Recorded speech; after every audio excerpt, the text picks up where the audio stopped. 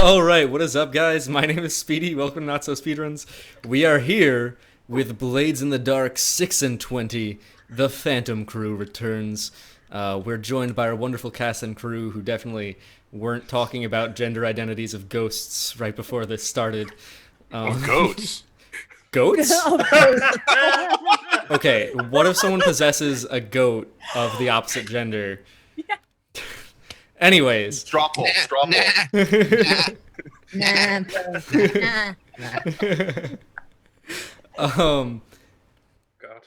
Speaking of Nat, let's pass things over to Hocus to go ahead and we'll start with introductions as we always do. I'm what that has to speaking of Nat. Okay. Okay. Well, so hi everybody. I'm Trend Sparks at Trendane on Twitter. Voice actor personage, and am playing the almost teenagedly tragic currently goth teenagedly traffic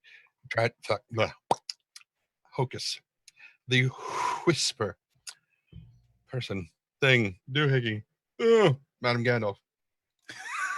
Hi. I wasn't just last minute tweeting out the stream at all. So Or listening to his plot from the bathroom. I mean, never mind. Word. it sounds very typically Ari. Like she wouldn't take part in the actual plotting. She'd just overhear it while she was doing something else. It's fine. My name is MadameGandalf. You may know me as MadameGandalf. I'm a streamer here on Twitch. You can find me on all of the mediums as MadameGandalf. And on a daily basis, I like to warm up with a nice cup of PG tips. So That's a cup. I like to have many cups. I mean, of PG tips. You like to drink Technically- from the spout. Oh, Right. yum, yum. But you could do Like so. that in What a defines a cup fancy anyways? Mug. Exactly. If I pour it this way, I can make it seem like I am pouring it into Louise's. Oh, I don't know which way to go. Oh, one of these ways. Yeah, but Should he's between you. should I duck? And don't drink from the teapot. It makes it look like you're like having nasal sex with Mrs. Potts. I hadn't even thought of that. There we go. My name is MadameGandalf, and I have nasal sex with Mrs. Potts. There. On to you, Owlbare. Oh, great. What an intro. Glad I You could. get worse every week. I don't know how to follow up on that. Hi, I'm Joff. You can find me on Twitter and increasingly on Twitch as Owlbare. That's bear as in woo, not bear as in grr. And I play Brynn and also Jinx Goatifer, who may be the same person. We're gonna find out. Lulu. Hello. My name is Lulu, otherwise known as Louise, otherwise known as AccidentalLegend in chat and on Twitch. I play Sling, who is a 17-year-old gunslinger who is about to find out that someone that, she thought she knew, maybe not. Back to you in the studio. It's definitely a studio and not just a new apartment in Brooklyn that my old Russian roommate just gave me a green screen for. My name is Speedy, still, believe it or not, and this is my channel, NotSoSpeedRuns. This show, 6 and 20, is a collaboration between VideoStoreCowboy over there, Unmade Gaming, and myself, taking place in the same world in 6 and 20. For the other side of the story, make sure you go check out Unmade Gaming, and soon it'll be on his channel as well, Video Store Cowboys. So be sure to be ready for that. If you guys weren't aware, we are doing a giveaway right now for a copy of Blades in the Dark, a physical, actual hardcover book of this fantastic game. So you can enter the giveaway. The link is in chat. Consider it. It's real nice. The book is prime.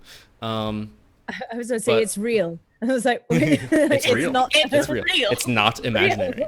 Not imaginary. We're doing an imaginary giveaway. giveaway. Yeah, we're giving away an imaginary copy of Blades in the Dark. You can just pretend like you got it. No, it's real. It's definitely real. But I am playing as Sky, the leader of the Phantom crew, owner of Donovan's, a seemingly legitimate supply store, wholesale goods store, although increasingly seeming less and less legitimate as people have been going around wearing Donovan's, or like dressing up their cars with Donovan's logo while doing illegal things, as you do. But we are a smuggling crew and intent on growing our status in Doskvol, and maybe on a little bit of destruction as well. And with that, I'll turn things over to VideoStoreCowboy, our wonderful DM, to tell us about him and give us a little summary of what has happened so far, because there's been a lot. Yeah, and we're going to jump right into it. You guys last week did hold the record for doing the most amount of actions in downtime, although Nix himself last night was trying to actually beat that record with as many downtime actions. He didn't know, so winners. But you guys are the winners. Fastest amount and most amount of downtime actions that you can take in a single downtime period. We Good win job. season 1. That's it. We've won. That was the end of the Streak show. it out. Finale. No, this is the penultimate episode. So. Oh, you're right. This is the penultimate episode. All right. So beyond that, you then decided to follow the ghost of Clav as you encouraged him to help you figure out who actually did him in, which led on a wild goose chase to some degree until you found yourselves in the middle of Six Towers watching his ghost repeat on echo, dealing with a circumstance that he couldn't quite tell you, but was somehow connected to, because he didn't actually know the correct location of his death. He only knew where he was and how he got there. He did not remember any of it because he was blindfolded. So with all of that, you guys were pretty passionate about checking out the area around the place that he was looping, and you found a couple of locations quite powerful with spiritual arcane energy. And just as Hocus was dipping in to the ghost field for a second time in probably only a matter of a couple hours in game time, and really just kind of scaring the shit out of himself, he realized that a bunch of spirits were kind of focused in his general direction and started moving that way. You all hightailed it out of there, making plans to go back to check out those individual locations, when a note came in for Sling, so that she could slip off and go meet the elusive Jinx Goatifer, at which point she walks into Kellen's, walks into the back room, opens the door, and finds who else but Gryn sitting there. To which he said, Gryn. Hello, Sling. I'm Jinx Goatifer. I close the door and I leave the city and I never come back. And tail slate. All right, we're done. Wraps a wrap, everybody. Hey. And that's the way we end 6 and 20 Phantom. Okay. So much for your stupid penultimate crap. So that's where we'll begin. That's that conversation, that amazing reveal that was clipped last week and had you guys pretty much all just kind of shocked. Each of your reaction was pretty entertaining, and I think Joff and I really enjoyed that reveal just a little too much. I'm sure you did. So I'm sure it was great fun all around. We wanted to tell you, we really did, but we figured it would be better if we told you this way. Oh, it was brilliant. Story-wise, it was fantastic. Emotionally wise. We'll never trust again. Okay, so let me reset the setting of that room just a little bit, just so that you guys can get back into the mood of it. Again, Kellen's is the Scoveland essentially expat, refugee, local hangout in Doskvol. It's in Char Hollow. It is the kind of place where a Scovelander can feel comfortable. And so when Sling walked through that first big room, it was a lot of camaraderie and a lot of just very local, ethnic, cultural kind of things for Scovlanders. But as she moved into the back room and she opened that door where there were private rooms, she looked inside and there was essentially a dark room with a candle and essentially a gauntlet and probably a pitcher of whatever Grin's favorite drink is, and he's sitting there out of the shadows of or out of the light of the candle, waiting for Sling to show up. And as she opens the door and he realizes it's her, he leans forward and says his line, and that's where we're going to start. Sling immediately takes out her gun, points it towards him. That's fair enough. That's fair. What are you doing, mate? What you sit back down. You sit back down right now. I'm not moving. Hands in the air. I'm not moving. Sling, close the door. Take a seat. She look back behind her. Not yet. First, you're gonna tell me exactly what the fuck's going on right now. Is this some kind of joke to you? Is that what it is? You bring me here out to your place where I ain't got nothing, and you got all your people. You bring me out here,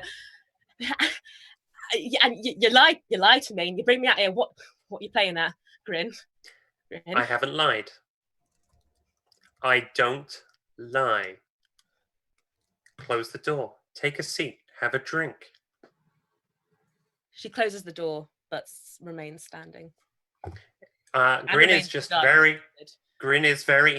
Because Sling knows Grin has two blades. Grin is keeping his hands on the table.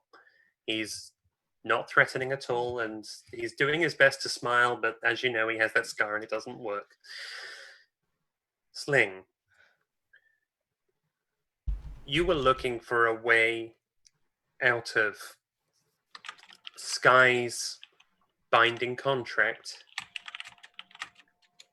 There was some subterfuge. You need to understand that Jinx Goatifer, he's not real. You brought me all the way out here for a fairy tale. Is that what you're trying to tell me? That there ain't no way to break the contract? Is that what you brought me here for? You could have done that at Donovan's. Why bring me here? With his hands in the air, his coat's over the back of his chair, he rolls up his sleeve and he reveals a mark on the top of his left shoulder. It's faded. It resembles a tattoo, and it very much resembles the bird that Grin has on his forearm from his contract with Sky. And you know what this is, Sling. This is the mark of a contract. I'm no longer in that contract. The man that bound me to this is dead. I couldn't kill him, but he could be killed. That's the way out, Sling. But we're not going to do that. Grin pours the drinks, downs his in one. It's a Scotland spirit. It's really good, Sling. You'll enjoy it. I know it's not your typical vice, but please enjoy. Relax. This city is a powder keg. Doskvol is going to explode. It's a matter of time. Sky would be happy to see that happen, and so would I. And in fact, I think it should happen. But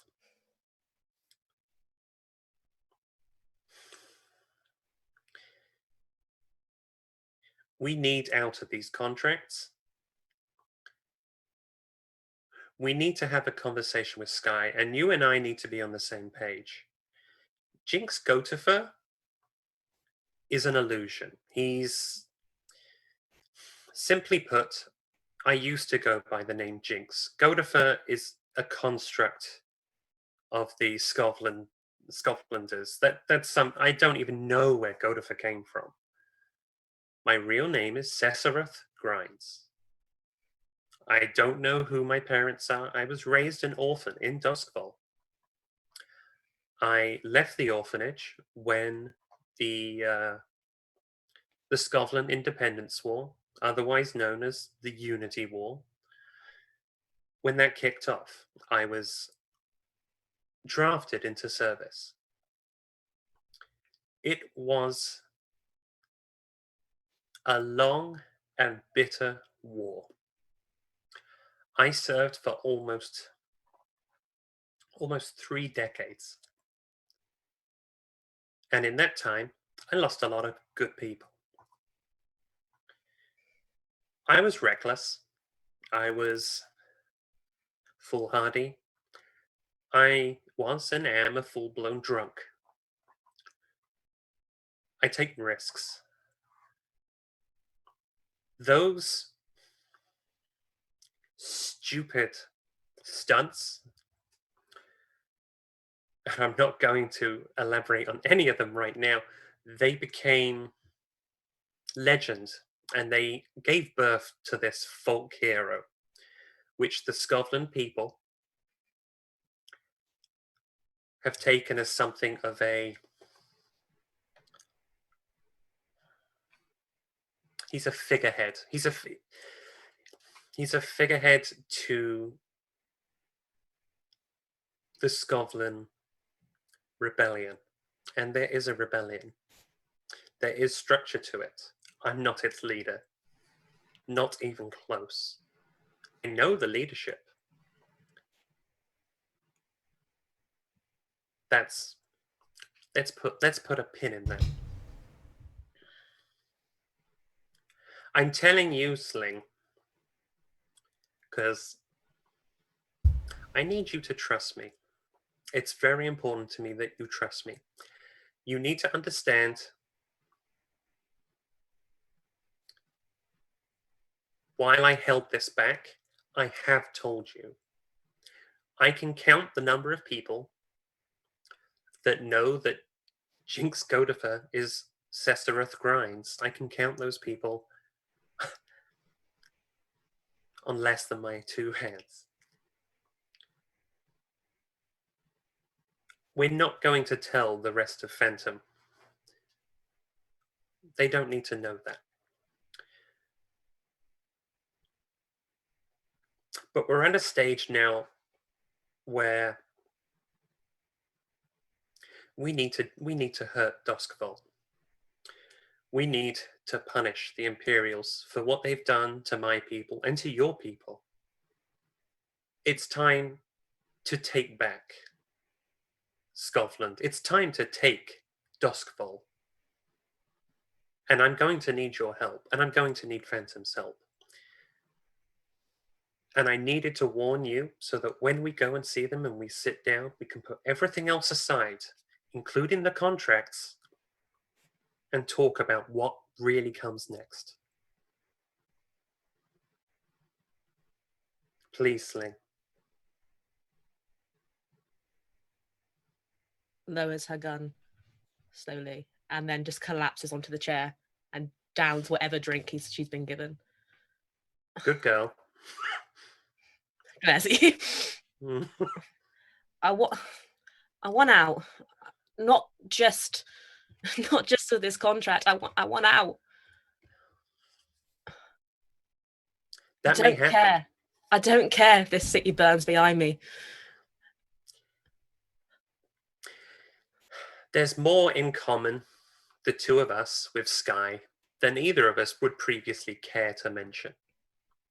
I want to see the city burn. You don't care if the city burns. I believe Sky wants to destroy Doskvol. Sky is a very, very angry man. He's incredibly dangerous. And by virtue of our contracts, he's very paranoid. But so am I. And I have the virtue of knowing we can get out of this. I don't want that to come. I don't want it to come to that. I don't want that to happen. I'm still paying for that first contract. I will continue to pay for that contract. I don't want to do this again. I can't. Let's go talk to Sky. Let's go talk to the others. Let's sit down. Let's get Hocus and Ari at a table. And the 5 of us, we're going to have a conversation. Let's find out what's going to happen next. I want out, but I don't want to leave. Right. I can't. I'm tired.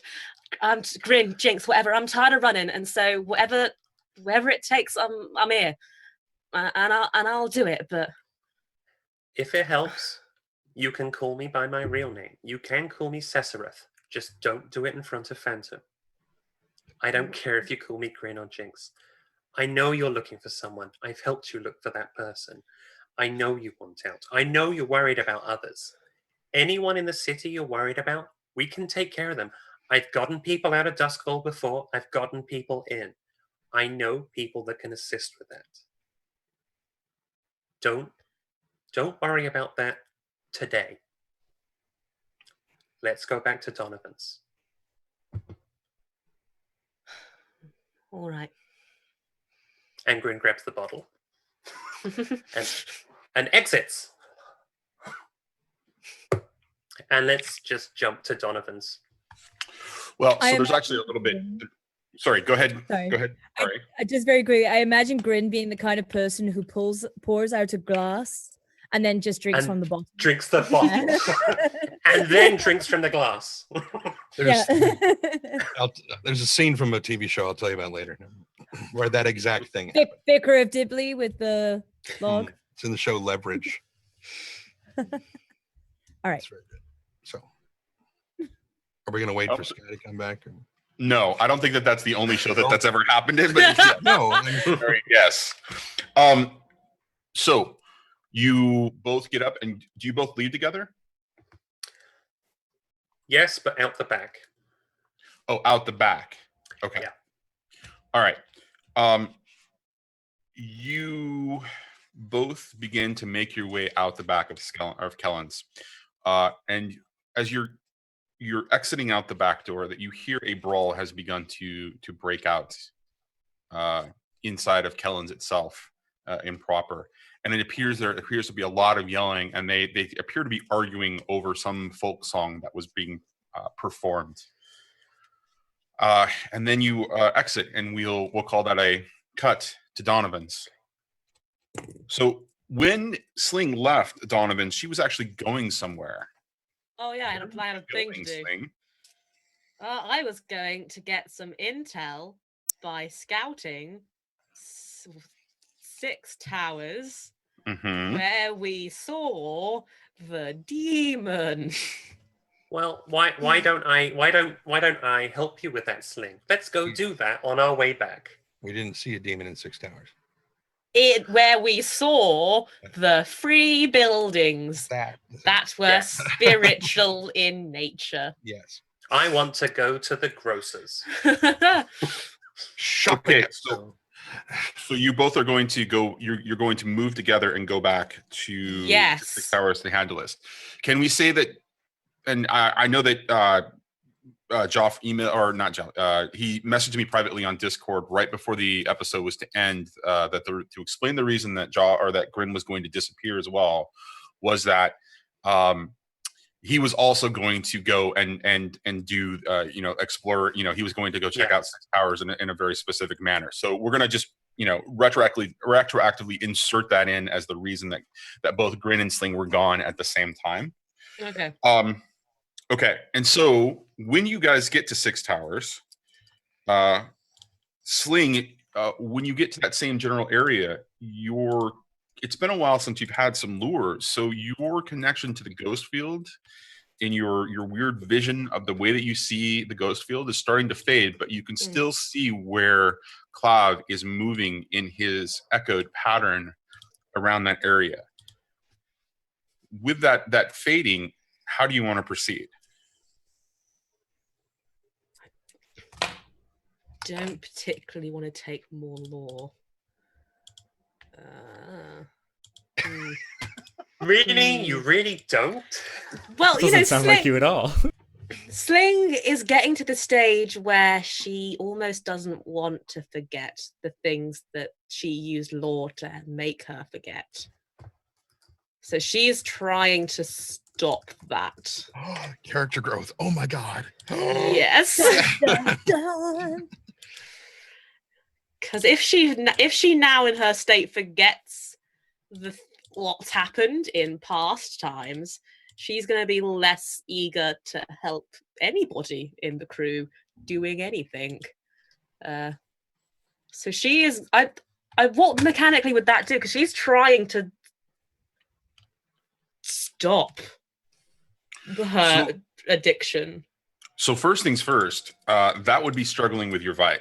Yes. So that's definitely, so remember that when we get to character XP time, because that is you making a character decision like that is absolutely you struggling with your vice. You can change your vice. You can from a mechanical sense, and you can from from a narrative sense. So you are more than welcome to start that process and describe it narratively, and at some point the transition will happen and you will find a new way to relieve your stress. Oh my god, cats. Are your cats in heat too? No, my cats are not in heat. They're just little jerks. They like to beat each other up all day long and then create each other. Okay, so but from a circumstance like this right now, I mean, this is really going to play out narratively about how you are going to approach the situation, since you're beginning to realize that you need to change your life, and you also need to rely on something that is easily acquired because of your addiction. So it's entirely up to you. How do you want to proceed with this? And you don't have to proceed with a spiritual sort of kind of a thing with using the lure. You could just physically examine the area, but it's entirely up to you, which is why I'm asking, where do you want to begin in this this kind of fact finding or evidence finding, whatever it is that you guys are going to do in 6 hours. First, she's going to take what law she does have on her and immediately hand it over to Brynn and say, I need you to take this, and I need you to not give it to me. Do you understand? Yes. Are you sure? I think so. How bad is it going to get? I can't say. And I'm not to give it to you. No. You remember you have a gun. Yeah, I do. I have a gun. It's like Katharine Hepburn at the sharpshooter range. Sorry, that's rude. Okay. If it gets dangerous, put it somewhere else. But just. It would be really interesting, Sling, to find out if you're faster with the gun than I am with my blade. I don't want to find out. Neither do I. But please, Grin, for me. Of course. I don't take the stuff, so it's safe with me. Would So that be I can just get some from Sky anyway, so.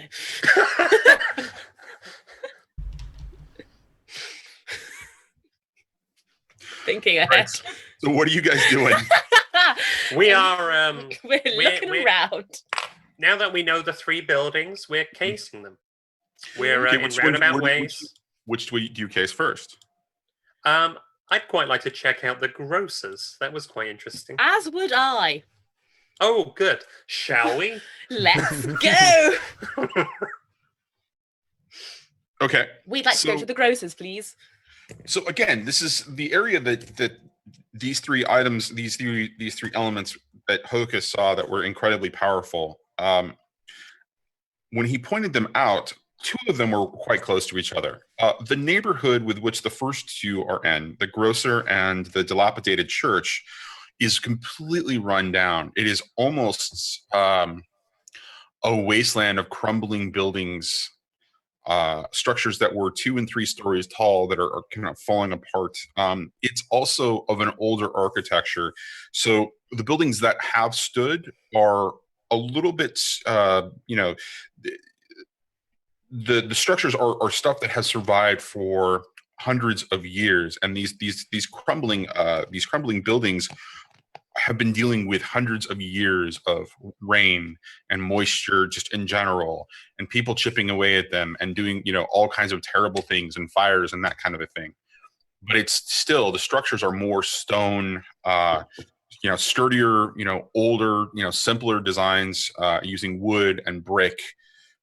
So when you look around this area, those buildings that have crumbled are in complete shambles because they've just, they've fallen under the weight of structures above them, the second and third floor kind of a thing. But those structures that have stood the test are still in reasonably good, structural shape when you look at them. So as you approach the area that is the grocer, it was a series of shops, 3 or 4, essentially storefronts, but more stalls than storefront kind of a thing, because they had an open air front to them, and then rooms that went into the back.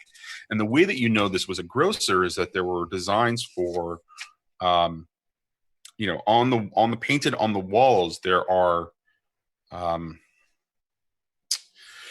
different types of vegetables that you would see, and mushrooms and other little items that represent what it is that is the daily sustenance of Doskvol. You also see, a drawing of an eel and a little, some rat, right? And so those would indicate those are the types of meats that would be available there.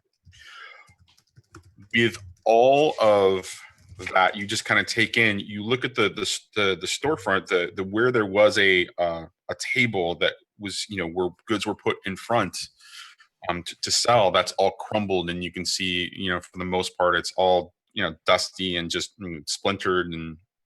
But there's a doorway that leads into the back of the building. What you get from your lure-induced perception of the ghost field is a faint glow of pink all over the inside of the next room, whatever that is, whatever's going on in that room. It's just a faint glow. But even then, you realize that faint glow is really starting to fade for you. Like it's you're having trouble holding on to that vision of the ghost field.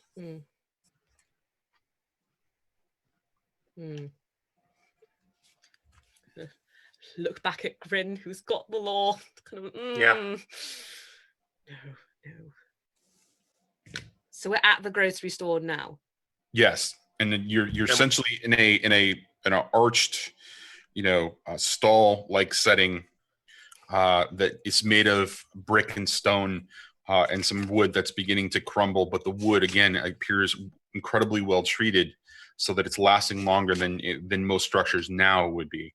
And there is a doorway, an open doorway leading into the back to a room towards the back of the building, and that's where you're seeing the glow. Do I have Goat with me? I believe you left him patrolling, following Clav. Do you call him? Yeah, so cool. Yeah. So if he's patrolling Clav, then he's with us, right? So yeah, I'll call him.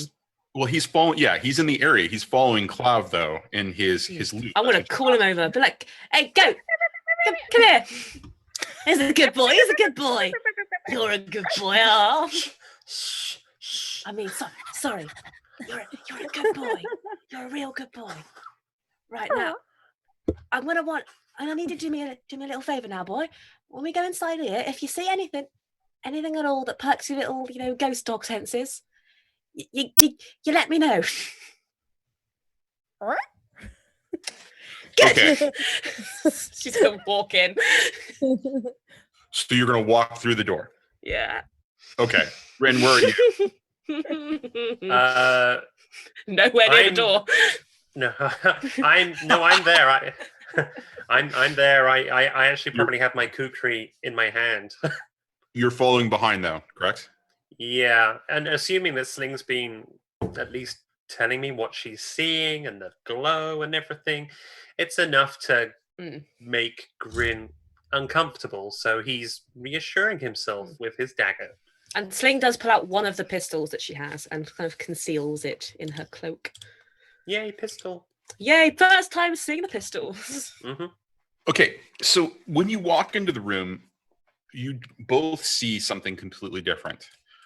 For Grin, and I'll start with Grin because Grin is not connected in the ghost field at all. He sees an incredibly dark room, lit just barely by some moonlight coming in through a window a window, opening in the back where there is a bit of glass and some wood, but for the most part, it's the crumbling, the crumbling structure or the framework of what was once a rather ornate window.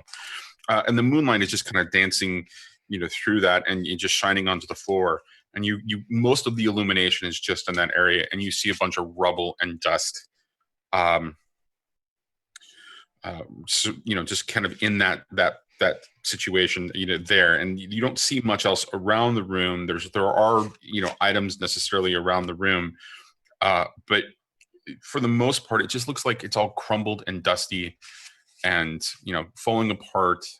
There is a table and a chair in there, which kind of strikes you as a little bit odd, that you can see sort of illuminated all the way in the far back corner.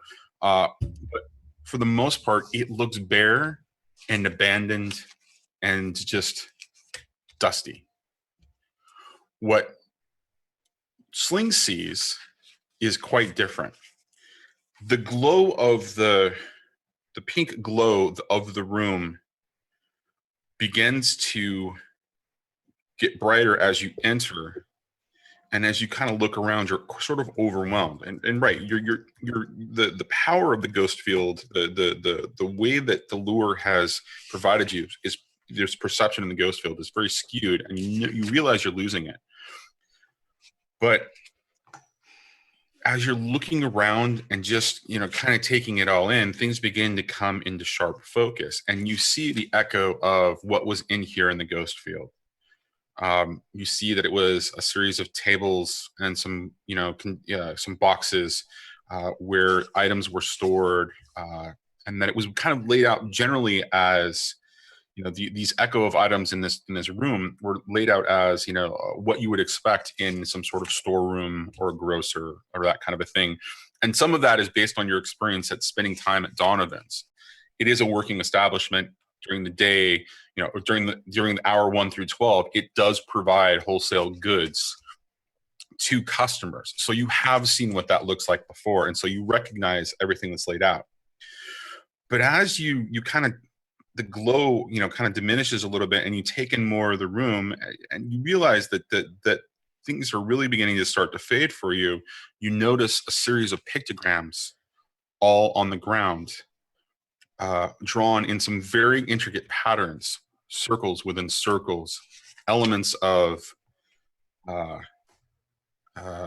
just a variety of shapes, stuff that almost looks familiar based on your upbringing in Tekarosi, but also other stuff that looks incredibly alien.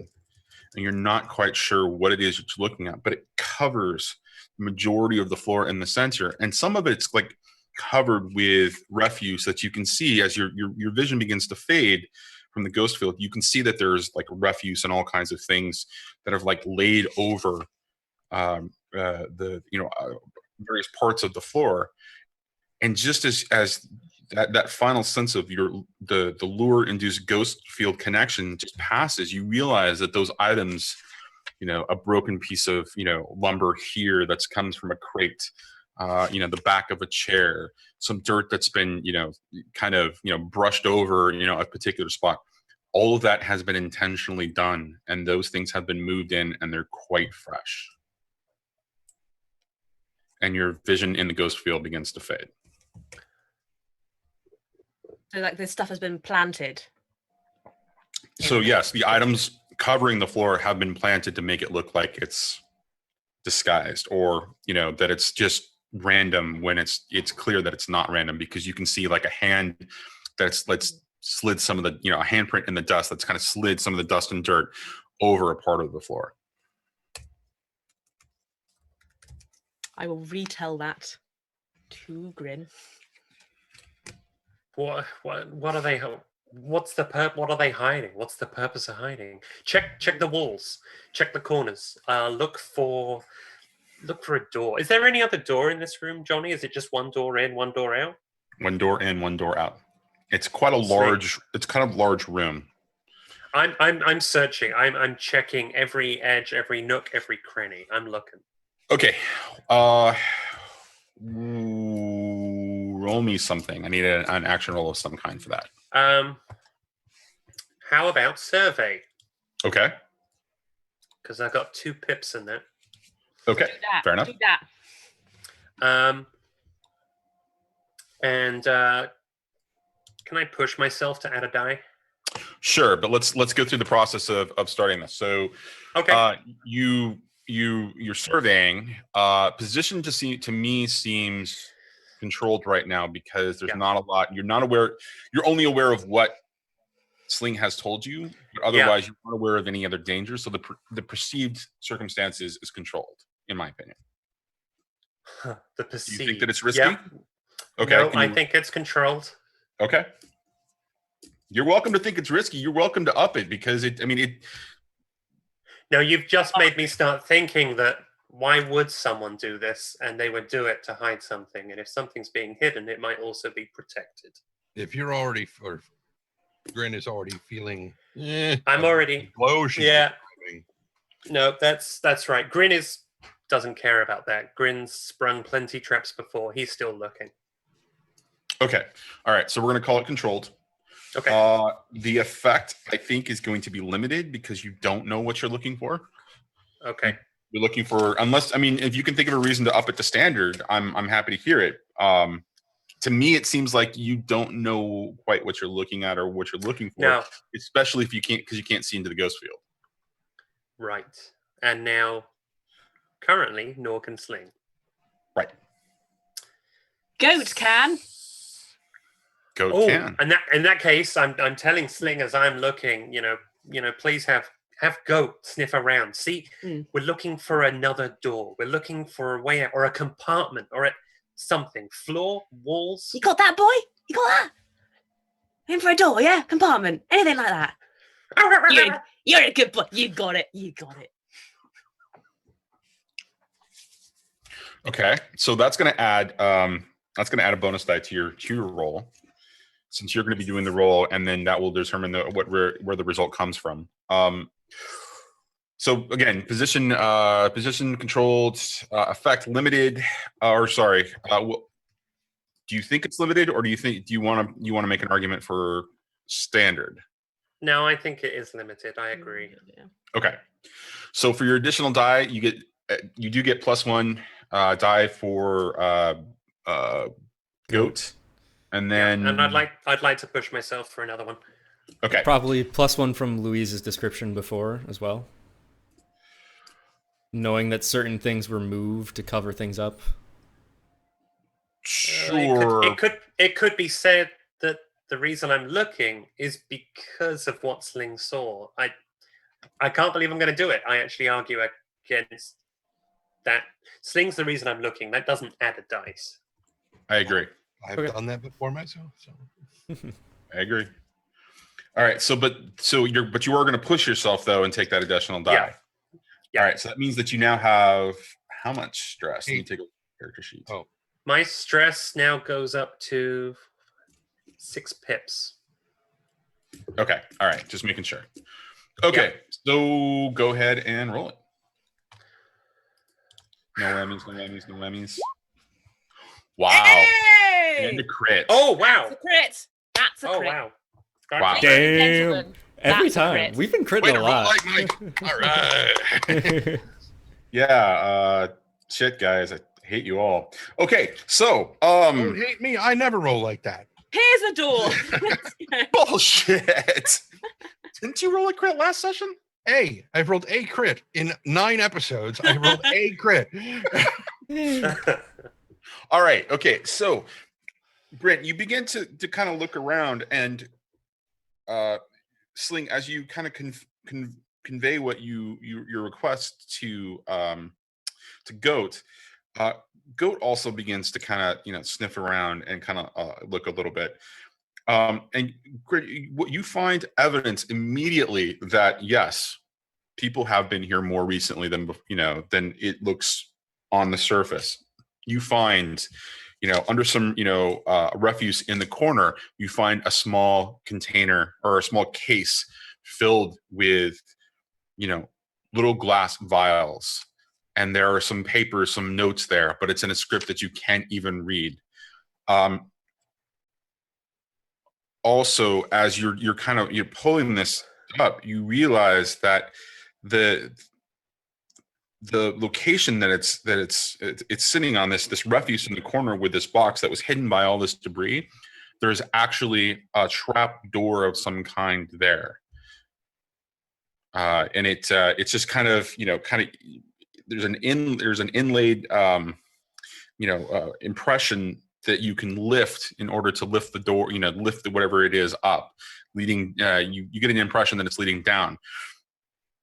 It's at that moment that you hear a lot of whining coming from Goat, as Goat is moving around the room and as kind of sniffing all around, and then immediately turns to the center, looks directly at the center, starts getting really panicky, and immediately moves back towards Sling's side and starts growling. I reach into my pocket, I grab the lure, and I pass it to Sling. I'll take the lure. Take it. I'm going. I'm going to shove my face full of lure. I don't want this to be true, but would that count as dealing?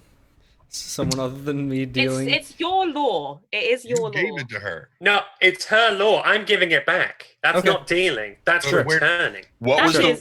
Wait a minute, guys. This is actually this is where things come to the letter of the letter versus the intent. What was the letter of the agreement? Who remembers the letter of the agreement? Don't get law from another supplier. Brynn is not a supplier. I'm not a supplier. You're right. Of my law. Okay, so to me, yeah, that seems like it fits in not only the intent but also the word of the contract. So no, it's not going to. Though, does Sling think about it when this happens? She doesn't. She Goat is stressed. There's something in the center. She does not care about this contract right now. All right, so you take the lure, and it takes some time to take effect. But given the circumstances, I'm going to have you go ahead and make an attune roll now to figure out how quickly it actually brings you back into that drug-induced state. Do I do any positions or anything? Or I think that this is either risky or desperate. And the reason I think it's risky or desperate, and I'm happy to hear arguments in both cases. I think it's at least risky because you just gave Grin your drugs with the intent of walking away from or trying to get away from the use. It's not easy to break an addiction. The desperateness of it comes from the fact that you don't know what's going on. You may think your life is in danger, and so you could be taking too much. You could be panicking and potentially overdosing. It's possible. So just mechanic-wise, risky and desperate, what does that mean for the role? It means the level of consequences that you're going to face. Right, okay. So, that's why I said when talking about it from desperate, if you take too much, if you were to roll, badly and you took too much, that could be an overdose, which would cause either potential physical harm or, even more stress on you. And we can talk about how that narratively falls apart, after the roll. So either or position, I think I think both of those make sense. I'm happy for somebody to give me an argument as to why one over the other. It sounds pretty desperate to me. I agree. It does. Yeah. For you to hand over the lure and say, "Don't let me have this." Yep. And then I'm like, Brynn to be like, "Take it now." It's like, okay. Okay, so I roll. Okay, hang on. Where's my thing gone? Okay, so attune, desperate, cool, effect. What do you guys think? Standard or maybe limited? I don't know. I think the thing is we don't really know what it is, and it seems like for that reason it shouldn't be greater, because she does recognize some qualities of the writing as borderline Taikarosi, given the demonic aspects of the Taikarosi folks. I mean, it's not. I am part demon. Yeah. So, which is why Literally. Quite literally. a little bit familiar to you. Now, we've been, doing some dealings with demonic-ish stuff. I mean, more so Hocus doing the research into what Chimes asked him to do. But some part of her has got to recognize the familiarity of this, and it being in a circle like I think there's a tremendous amount of fuckery going on. Right. Well, I think there's a very good chance that there's something very dangerous here, but I think whether or not she's able to successfully attune to that isn't the greater effect. I think it's a matter of there's a good chance that it's a very great power, but I don't think that her attunement has that great of an effect. I'd say it's more standard. Okay. Yeah, because she's been using for a long time. She knows lure. She can probably get high pretty damn fast. Yes, but she also has only just recently become aware of this element. Yeah. Her taking lure, and it's like, wait a minute, you mean this shit is not supposed to be happening? Yeah. I agree with that particular part of it. Absolutely. There's also the point to mention that because of your crit and how successful you were in evaluating things, her awareness is going to be a little bit more hyper focused on, or it's going to be more not hyper focused. I'm necessarily maybe the reverse. It's going to be more broad in the fact of her anticipating a larger amount of possible huge challenge. Like she's seeing a bigger world. And then she's got Goat freaking out, and at a particular point, she knows where she's looking at. She could also, she could be looking into the field in a way that where her focus could have a larger effect. So, what does the table think? What are we going with? I'm leaning with risky. This is for effect, standard or great. Standard or great. Standard. For standard. Standard. I'd say standard. Yeah. Standard. High end of standard, but I'll go standard. Do I get any bonuses? Yes, I'm going to give you one bonus die because of the crit that came off of Jinx's. Yay! Do I get a bonus for how much I love Goat? No. Damn. How about a love has no about a bonus? Doskvol. How about a bonus for how much she loves lure? That's also a thing that I love. Nope. Dang it. Nope. We're gonna give it up. How about Slade donated $5, so she gets a crit anyways. Yes. She gets a crit? Yeah, she gets a crit. It's a desperate situation. Oh my god. All right. Thanks, okay. Slade. So, are you going to use that crit here? Oh, should I? What? It's entirely up to Yes. Yes. Hold on a second. So what is your attune rating right now? 0. I don't have anything in attune. Right. So you would have gotten 1. Okay. All right. Sure. Oh wait, hold on. This might not be. Oh no. Oh no! Don't you Slade, do it? Slade might not have. No. Slade, don't you do it? Yeah, Slade. he gave a crit fail. No. Slade. Counter donate someone. The other thing. See, here's the thing about the crit fail. Slade has one of these as well over on Unmade Gaming, or sorry, on the Shroud show. Yes, he do. It is his choice when he gets to use it. So guess what? I'm not using it. He gets to choose when she fails. Well, I am. There's only one episode after this. Thank you for the money, Slade, but I am not using your crit fail. Okay. I have an idea. Okay. If Slade was to say enforce that this is the one, Louise gets to choose when Slade next fails. I like that idea actually a lot. Yeah. Slade, what do you think? He's gonna say no. You guarantee. Wait, he donated another $5 and said, "Nah, have a crit. I love you." Oh. I don't know what to make of that, but I'm getting mixed messages here. I'm getting this message too. However, I'm going to introduce you something to you guys that I'm doing on the other show, and that is the counter.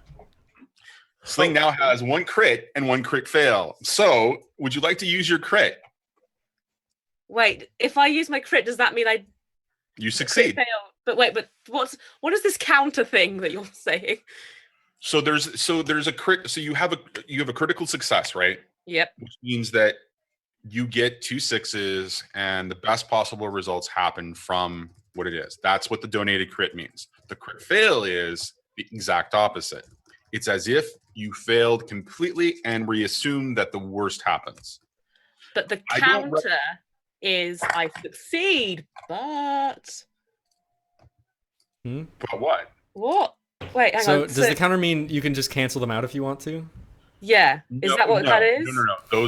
That counter there is to tell you how many of these each items you have. Oh, a counter as in numbers. Oh. Yes. I Sorry. think a counter as in like a count. Okay. No, because so many things were being donated fast and furious. And if you guys have any notes, I've got to go back through my notes, but if you have any notes about whether you have positions or devil's bargains or crit successes or crit fails, we'll just add them to that. But in this particular case, you have a crit success, which you can use, or a crit fail, which you can use. I would like to use my crit success, please.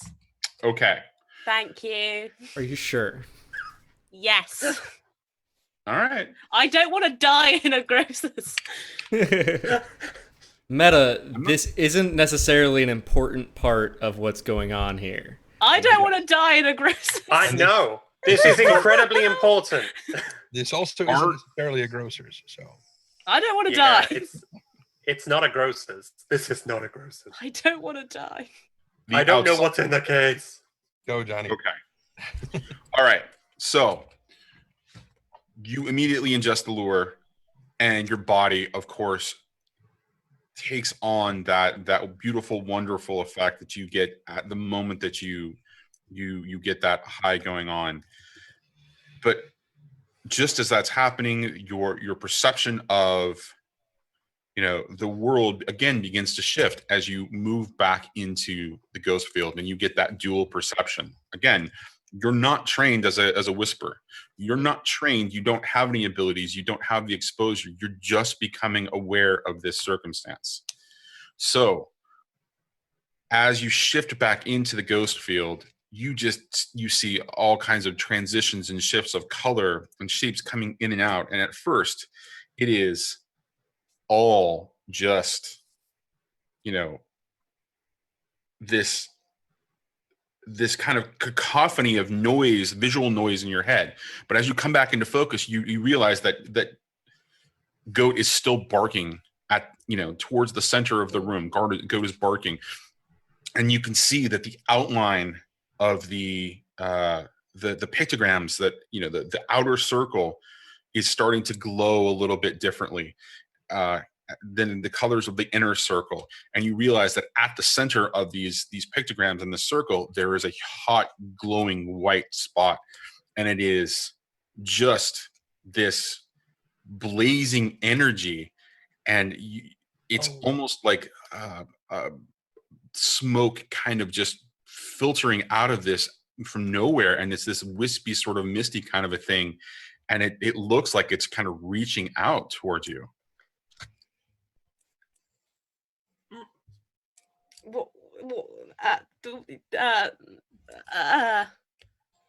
Does it feel negative?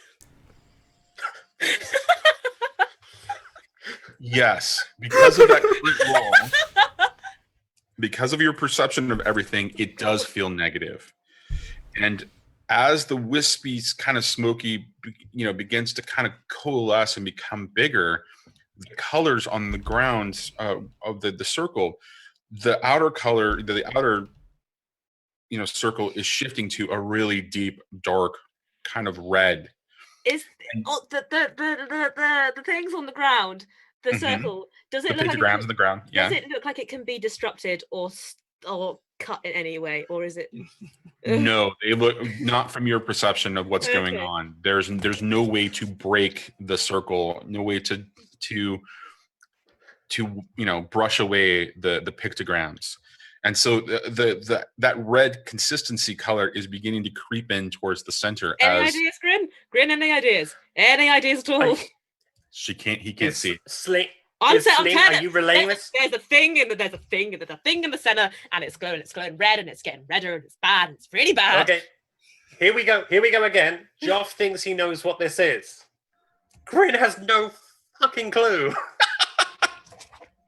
So Grin is freaking out because he can't see it, and yet Sling and Goat are going mental. So But there's a thing in dang the it. center of the room.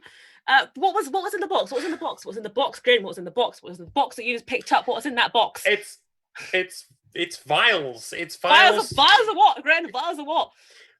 Is there a color, Johnny? Is there anything? A luminescence? What can I see in the vials? You can't see anything in the vials now. They look empty. Throw a vial at it. Sling, can you see anything? Can I see anything in the vials? They're all glowing. Oh shit! Are they glowing negatively? Click. Yes, they are growing negatively.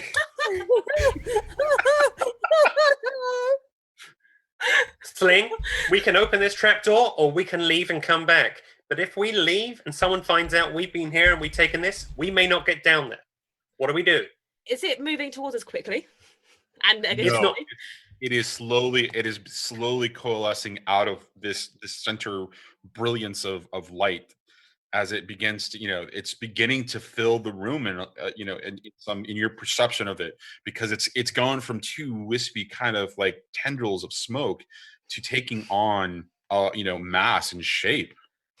Right, and Brynn, it's kind of moving towards the from the center out, but it's God, a I very miss slow, Hocus. gradual I process. really miss Hocus. Brynn, it's taking its time. Here's what we're gonna. You're gonna go down. You're gonna go down right now to that trapdoor. You're gonna see what you can do. I'm gonna step here. I'm gonna distract it with my dog, and I've got these vials of something, and I'm gonna do something. Go. Right I like your plan. How about this one? I open the trapdoor and I push Sling towards it. Get down there.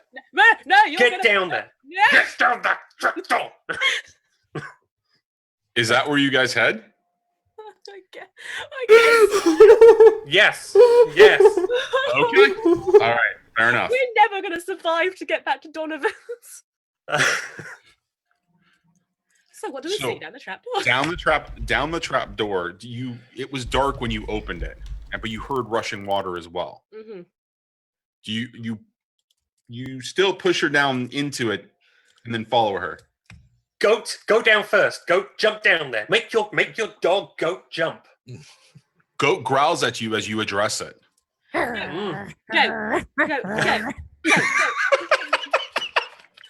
Well, listen to me. We're gonna get out. We're gonna get out of this, and we're gonna go back to Donovan to have a nice little sleep. And we're gonna get you some dog treats, but we're gonna need to go right now, because if we don't go right now, we're gonna die. And so Goat jumps down the hole. Listen for the splash. All in how you talk to her. No, you hear him hit the ground at the bottom, though. But alive, because he can pass through things as he is a ghost. Thank you very much. That's Donovan. true. Let's go down. You hear him hit the ground. But Oh no. You don't necessarily hear, a thump. It's just you hear him hit bottom, whatever that is. I go down after my dog.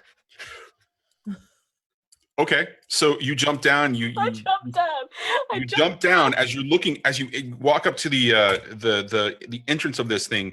As you're looking, as you can kind of see in the ghost field, you can see the tendrils of energy sort of reach out you as you pass by, but they can't, kind of grab at you. So the wispiness is still just kind of slowly moving. I put my middle finger up it as I go down. And so as you like- look down, and you can see that you because of the way the ghost field works, you can see through the walls in a little bit, and you can see the presence of Goat standing up at the bottom of this, what looks to be, in your perception, a distance, but it's a short distance, but he's looking up at you barking. And you step in and you jump down and you find yourself in an underground cavern, like a well-hewn, kind of shaped tunnel. And you're looking up and you can see Grin is about to come down after you. And as you're kind of taking it in around, there's no light down here, yet you can see, because of the ghost field, the way that this is all kind of illuminated. You're in a passageway of some kind, an underground, catacomb that lines a lot of the city. And so you're in these ancient old catacombs that are under Six Towers.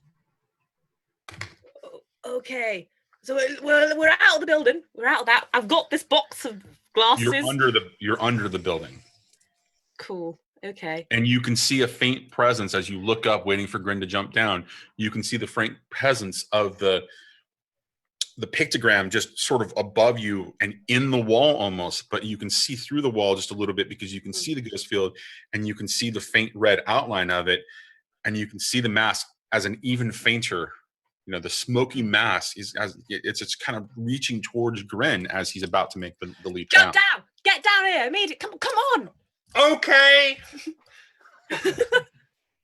I jump down. Screw closing the trap door. I jump down. And you jump down and you find yourself basically, in a crouched position, standing or kind of next to where Sling and Goat are. And you're kind of looking around, and you're in the dark for the most part, and you're a little surprised that you landed on your feet. But immediately you grab for, as what everybody has in Doskvol, you grab for some sort of portable, lighting source, like a portable lantern that you can carry, and you immediately light it.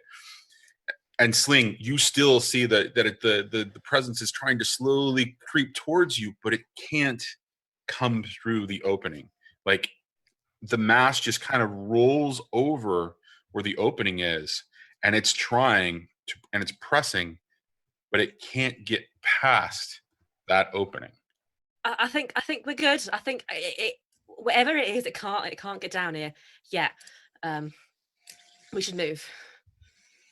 Are you sure it's not coming after us? It's trying. I wish I knew. I have never missed Hocus more. Remind me the next time we see Hocus to give him a big hug. Let's move. Hocus. Let's move. Do I see anything? How long will your lure last? We need to move. I don't know. It's strong. It's strong. Okay, you lead the way. Do I see anything as I'm starting to head off in a direction?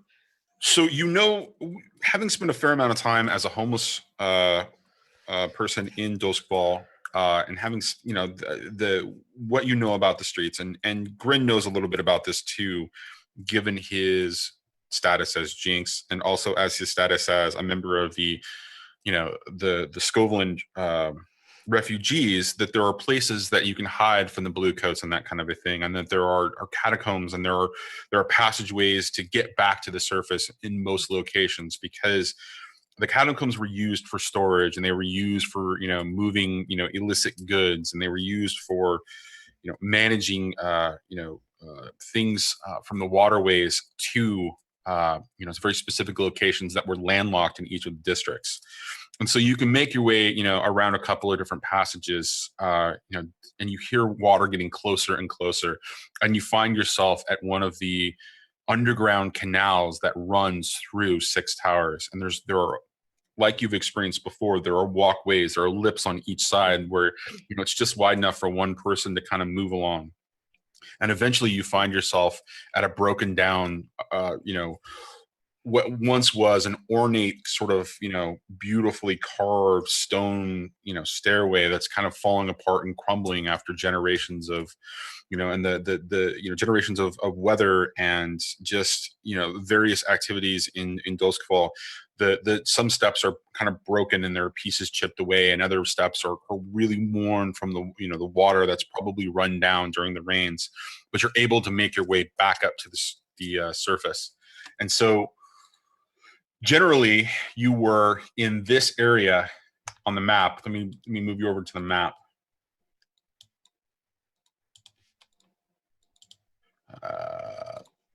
Generally you were in this area for the grocer, and now you found yourself in this area. And as you're kind of coming out of it and you're looking around, you see this tall edifice of a building, and it is large. It is gigantic. It is this towering, structure.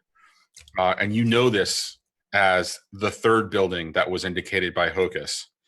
And though you haven't spent all that much time and didn't really, with the modern world Brynn, because you grew up, spent a part of your time in Doskvol, this is Lord Scorlock's manor. Huh.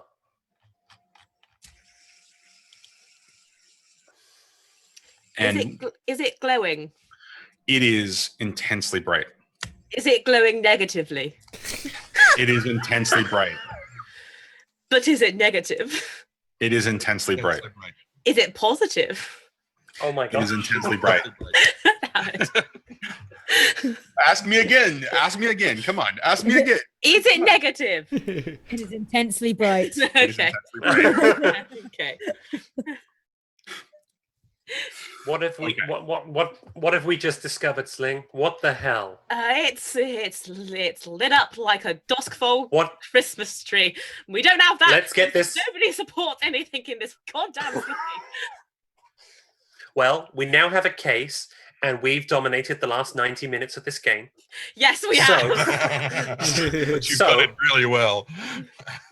Let us scene and go to Donovan's with this case. No. Oh no! No. I'm not gonna let you guys get out that easy. And here's why. You still have a third location to go check out. Oh. I hate They those. could just not. They were terrified. We're scared. I want to go home. Right. Do you really not want to go check out the third location? The one that is actually the Shroud base? I kind of while you're I do want to. Yeah, while you're still high, let's go quick. Let's go right now. Running. Let's go right now.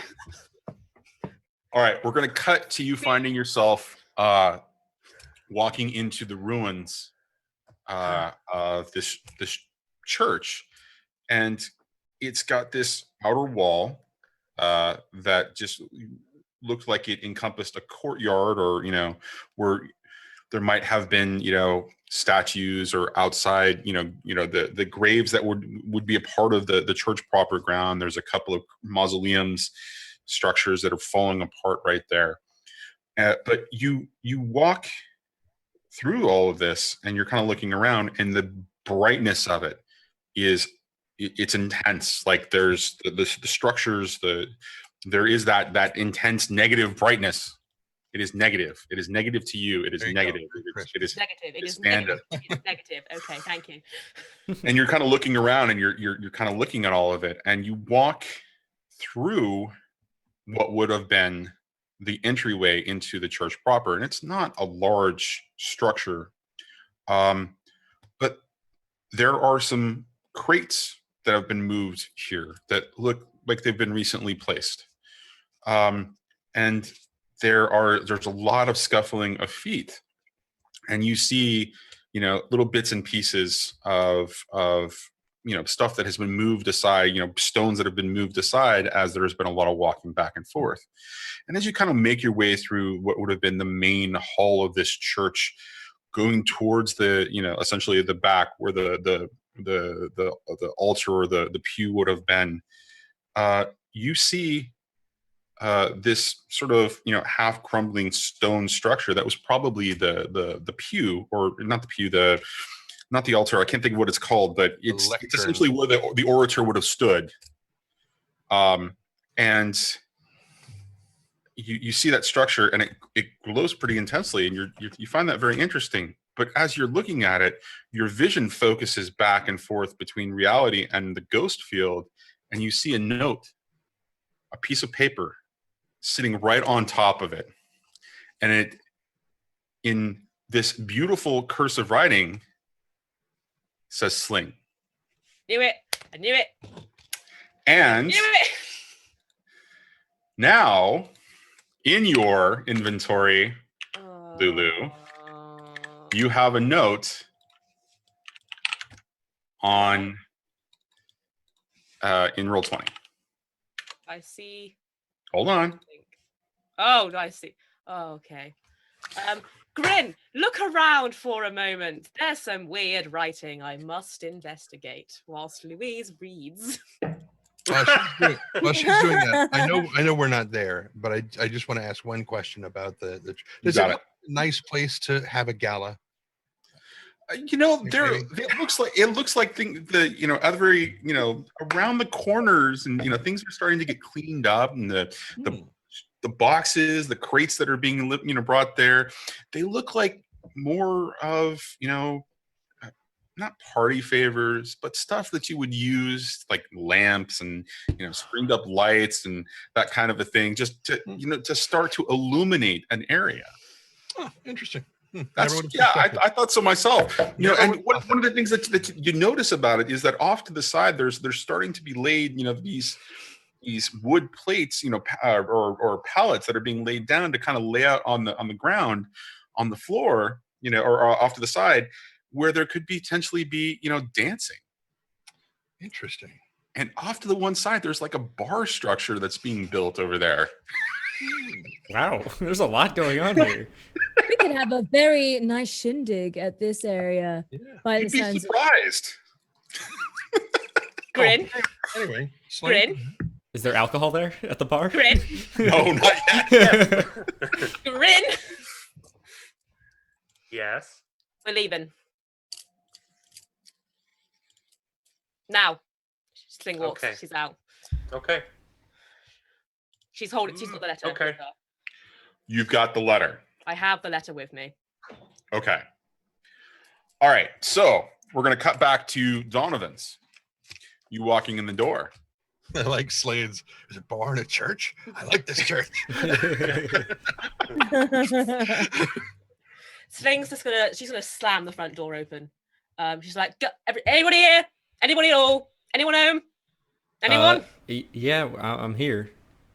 Right. You, come on, boss, laddie, leader. Anybody else? Anyone else home? Is everything all right there?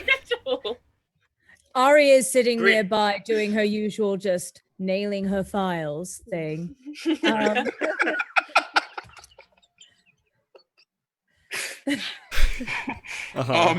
You're either a very perverse FBI agent or somewhat dyslexic. Or dyslexic. Yeah. That's her one weakness, spelling. Grin walks in behind Sling, and he's carrying the case, and he literally puts it down. We need to have a conversation. Is everyone here? We need to talk. We all need to talk. We need to have some talking. We need to say words. Sling. And what could this possibly be about now? You find something? Did we find anything? Grin rests an elbow on the case. We found some presents. What did you bring us? And all right, Ari forward to try and start opening everything. I'm gonna turn the sign on the front of Donovan's from open to closed. Is Hocus here? Tell me Hocus is here. Otherwise, we need to summon him. We need Hocus right the fuck now. Sky, right the fuck now. Oh, Ghosty Man. Where's Ghosty Man? What time of day is it? Or night? It's time you gotta watch because we need you. I'm going to suggest that it is at any time that you need for Hocus to actually be there. That way, Hocus can be there. Okay, so not too long after the sign clicks over to closed, Hocus opens the door somewhat forcefully, maybe not as forcefully as Sling did, but closes it behind him with some thing and goes to just the counter and just starts looking for something. Just Ghosty Man, your present's over here. I open the case and I tilt it at Hocus. What is this? You're frightened, Hocus. There is a series of spirits in all of those bottles.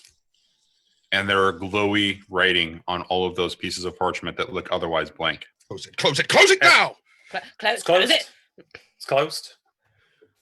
Mm. And then pretty. me and Grin and Sling relay to the three of you everything that just went down, minus our conversation at Kellen's. And minus the letter. I don't mention that yet.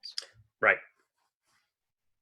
Interesting. So we just talk about, we went scouting. You knew we went scouting.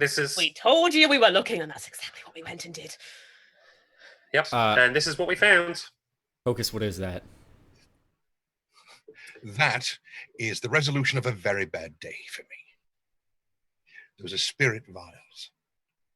They look like really good night lights. They can she even see the glow from No, unless she's taking lure or other intoxicants. There might be some liqueur that's distilled from Leviathan blood that might, in the same sense of like absinthe. Oh. Hmm. And that might be Ari's fancy. I don't know. Ari, have you been drinking? Most likely. Have you met Most her? likely.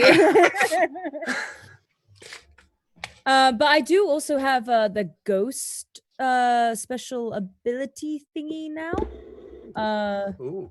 Which What does one that is do? it? Let's Character see. sheet. It's a ghost voice. You know the secret method to interact with a ghost or demon as if it was a normal human, regardless of how wild or feral it appears.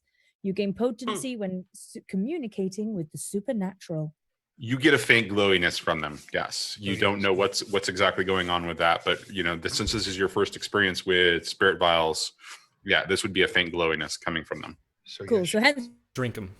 good night lights then. night lights. Good night lights. So two questions. First question, why was this case sitting in the corner of a seemingly abandoned but staged room? And two, what the hell was that thing? Being not very well contained, being summoned? What the hell was going on? Sling will relay exactly what it looked like to Hocus.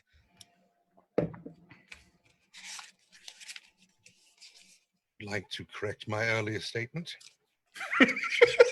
That is the resolution to one of the worst days of my modern life. Right, so not good then. No. Hey, if Ari's it knocks going on the to door, lean- your day could get worse. God. Ari's going to lean very close to one, just like kind of tap it lightly. No. No. You hear faint like voices coming from the one that you tapped. Shut Only up. Ari and Hocus. Either it's the voices in my head or that thing spoke. Shut the box. Hey, Sky, why don't you put this in the basement? I don't want this up here. Please do that. That was awesome.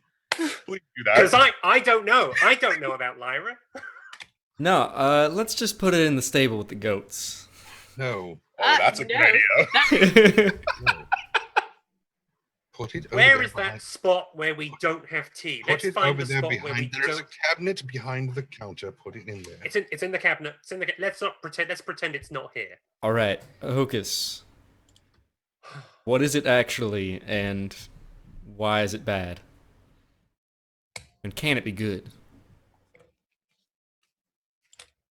Fire can be good if it's used properly. A bomb could probably be good if used properly. Even a demon can be good if used properly. It is a tool. The question is not, is that dangerous? Of course it's dangerous. Each of us is dangerous in our way. The question is, the people who had that, the people who hid it, whatever their intent was, that is what we would need to know.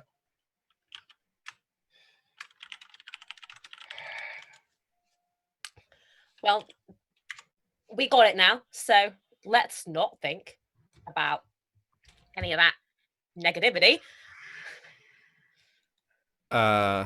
Is it They worth can't anything? They can't do their plan without it. Do you think that anyone would have taken the time to conceal it as they did if it weren't worth something? Well, Sorry. I mean, I apologize. I don't mean to be so. no, it's all right. You remember when I told you that couriers were moving back and forth between the noble houses, back and forth, and just like crazy? There's a whole bunch of activity going on. Yeah. That has stopped. Dead silence. And on top of all of that, I am out of a job. What? You what? What? I no longer work for the couriers. You quit? No, I did not quit. You were fired? Presumably. They For said, what? here's your final payment. Don't come back tomorrow. Did they say why?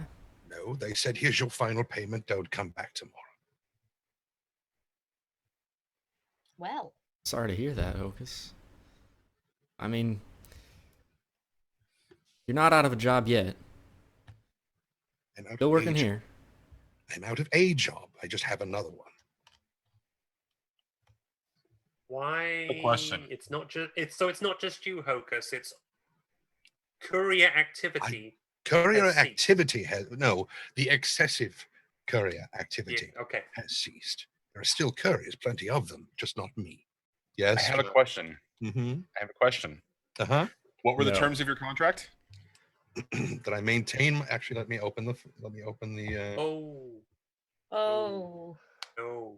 The exact. We may want to have our conversation about contracts right now. Hold on. Hang Hold on. I want to be very, very clear about what's about to happen. Is going to be based on what? Go ahead. I'm waiting for the document to open. Oh, sorry. That's okay. It's okay. Hey, we got Whatever. merch. Whatever information I happen to glean along the lines of my work, but not as a direct result of it, and I get to keep my current employment with the couriers. How much are we talking? You work. This is where I said, how much are we talking? Sky said, you work for me. You keep up that professionalism, and you never tell anyone you were hired by me. And Okay. I said, for whatever information I can provide you, should it benefit you in some way, then I shall take 10% of that benefit. So that's what it said. So, yes, as long as you're still professional. Yeah. It said he can still work for the couriers, not he must. No, but it was all about providing information. He no longer is a source of information for you. I would disagree. Based on the terms of that contract, it sounds like to me that he is no longer capable of providing you with the information that you were expecting. That's part of the reason why he's so upset. But you did not lose. Nothing happened. So if you lost your job, now I'll be honest. Let's go metagame for a second. Okay. I love that story. I love the idea that you just lost your job. But the consequences of that are not necessarily you didn't quit your job. You didn't walk away from it. You, as you conveyed it, you said, I lost my job. They gave me my pay and sent me on my way. Based on the terms of the contract, it sounds like that the information that Sky was expecting, and this is where we get into intent versus letter, that contract is done because you can no longer provide the information that he was expecting. But is it broken or is it done because resolved? It's resolved? I think I'm suggesting that it's potentially resolved, and that's why I'm raising it now, because that again, works nicely. this is information that I was not a party to until just now. So I'm like, let's have this conversation, because this occurred to me like about 4 hours ago. And however, the concept of it impacting the contract at all didn't even occur to me. I was just like, what if he just gets fired? You know, it's like, because I guess the seed was planted when you mentioned, Johnny, the other day, that all of the courier activity between the noble houses has stopped. And I was like, okay, well, Hocus would, and then of course the Hocus, I'm so sorry, kind of thing. But it didn't mean that he would have gotten fired. But the fact that he doesn't know why, there could be some, and I'll leave that to you. As to why did he get fired? Were there any others that got fired? He doesn't know. They just handed him some money and said, that's it, you're done, get out. So I don't know. What do you guys think?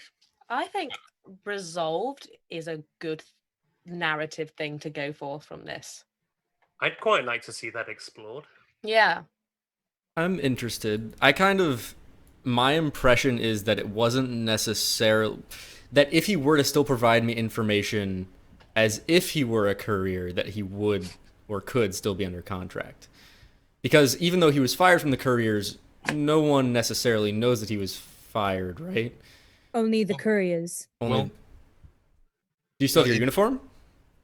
No, but I didn't have it wasn't so much a uniform as a sash with a medallion on it. But the letter of it is that I provide information along the lines of my work. Hmm. Now, if I still work here, I can still provide information along those lines, and the contract remains. Mm-hmm. As a whisper, I still provide you with information. True. Right, but I think the intent at the time of the contract was That's- focused on Because he didn't know I was a Contracts are whisper. hard. yes, which is why after tonight I'm going to be sharing publicly with you guys, and then subsequently we'll be publishing them metagame rules for managing contracts moving forward, so that we can review those, test them out, and then figure out what the right thing to do is. All that being said, this conversation is specifically about versus intent versus the letter. And it sounds like to me from the letter, you could interpret it the way that you're interpreting it, Speedy. But from the intent, it sounds like it was more focused on the couriers and not any Right. information you had about him being. And in fact, I don't think you revealed it at that point either, did you? No, Hocus? I had no idea he was a whisper.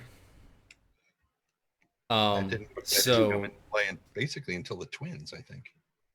yeah, I think the question then is that does that mean it's resolved or broken? And I would say that there's still a chance for it to be broken but not taking effect yet, because he was just terminated and he has just provided me information from along the lines of his work still. Sure, but why would it be broken? If it was part of the contract that he continues working for the couriers and maintaining that professionalism, then him Right, but losing if his he's- job would. Right, but if at no fault of his own he loses his job, right? If he's asked to That is leave, the question. right? That's where it becomes a gray area. And there's the other half of this is who knows, or how do you know when a contract is done, right? I mean, Sky probably knows because he feels it in some way Mm-hmm. on his skin, or he notices the mark disappearing, or there's some other activity. And we can explore this as well, but how would Hocus know that he's no longer under contract? He would have to look at the mark, but would he also feel the same, I guess, release from it as well? So I think this is one of those situations where I think we really have to go with the intent, the spirit of the contract. But I think it almost sounds like it's kind of scares Sky a little bit if that was to happen, right? It would be unsettling for him to have that happen because it would be unexpected. Yeah. As of right now, I imagine the contract, as soon as he said that last bit of information from from his line of work, the contract immediately starts to feel tenuous.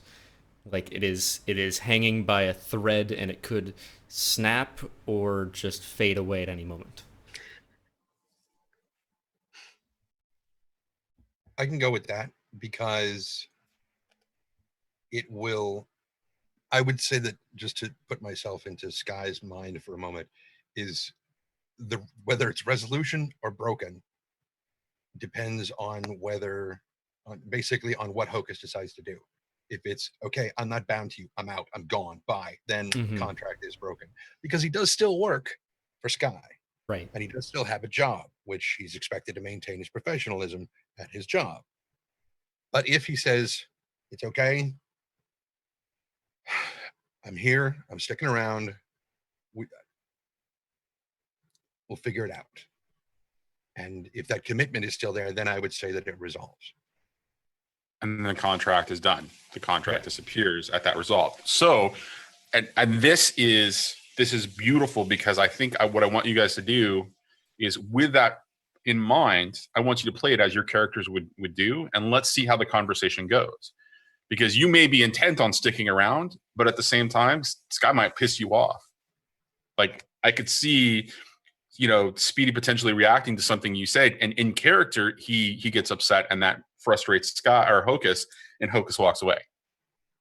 Or it may be a situation where it just all completely resolves itself because you are honorable, you are good natured, you're professional, and Sky's like, yeah, that I'm glad you're sticking around, and all of a sudden it's unexpected for Sky because I would imagine that Sky expects all contracts to be broken by the other party and for them to fail. Mm-hmm. I would imagine that every contract that you had, in your limited experience of contracts, would have been like that. So, I think that that's the way we should play it out. I think you guys should play out the scene narratively, and then let's figure out, let's with those ideas in mind, let's see what happens, and then as a result, we'll go from there. Slade, I would feed him his own nutsack. Sorry.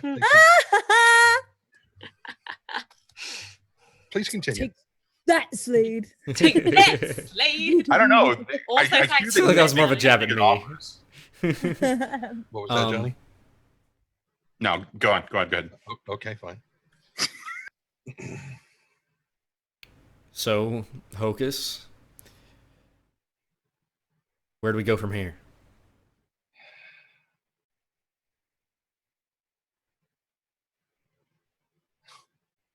I have no idea. Well, everything I had is gone.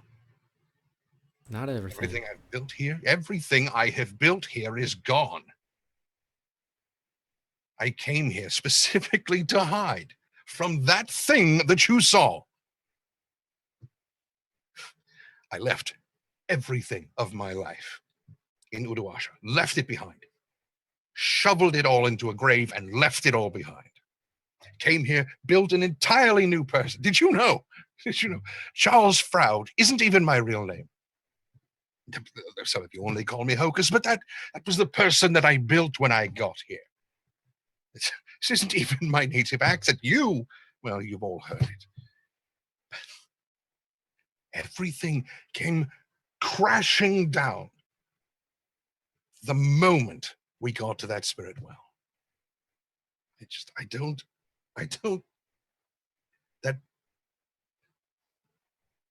That thing knows where I am now. It knows I'm here. It has found me again. It is always drawn to me. I thought perhaps the lightning shield would protect me, but apparently not. Apparently it can find me no matter where I go. Did you know that there is still a piece of me stuck inside that thing? It wants the rest of it. It likes me way more than I would care to admit. It started feasting on me when I was young. Half my life ago, that thing found me, strung up in a tree. He pulls the sleeves back to reveal those scars on his. Found me strung up in a tree like a carcass, and it fed on me for days. Days. To everyone else, days. To me, inside that thing, just in every possible space that we shared together, it fed me memory after memory after memory. I know the taste of sunlight. I know what it feels like to have green grass under my feet. I had hundreds of lifetimes of bliss and joy and love inside that thing, and I hate it. I hate it. That was my fault. That was my fault. I was the one who decided to go on this revenge-fueled rampage. No one else had to take part in my war, but you all did. That was not your fault. The one at fault has not been in my life for almost 3 decades. He is the one to blame. He is the one who, without realizing it, he fed me to the thing. He may not even still be alive. I don't know. But suffice to say, we went on a hunt. He asked me to make him some rope for his birthday, and I gave it to him. And he asked me to be there when it was used, because And instead, he strung me up in that tree, and that's when that thing found us. It chased him off. It may have killed him too, I don't know. But it came back and it took its time with me. That is his doing, not yours. This is not your fault. Yes, Grin.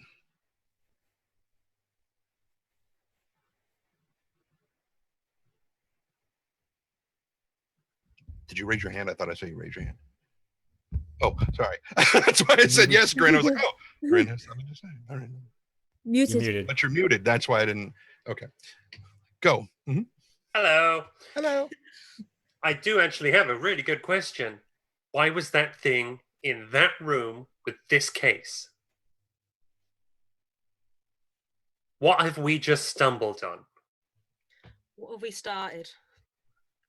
Why this thing that has clearly a very What you saw. poisonous relationship with you. What the hell have we unleashed? What you saw may not have been the same one. There are many demons. This may have been something else. Part of what I was asked to do was a separate, unrelated issue. From another whisper I know, she asked me to look into. She asked me to look into some professors in Six Towers who have gone missing. Professors of demonology. It's entirely possible this could be related to that. I don't know.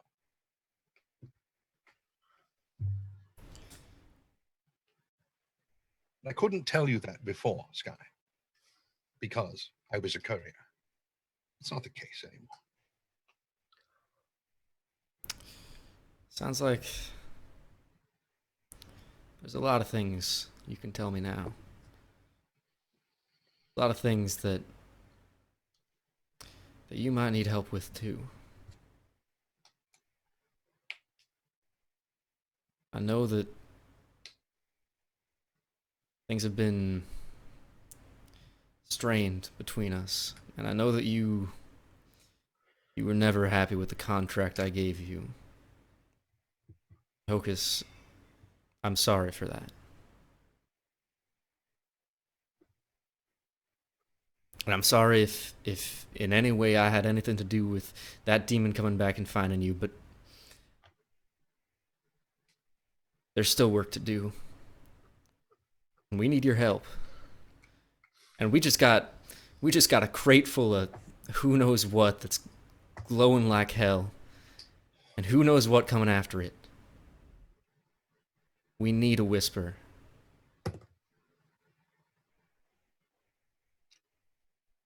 And if you need any help, if in order for you to help us, you need our help to get rid of what's chasing you, your past coming back to haunt you, we can do that too.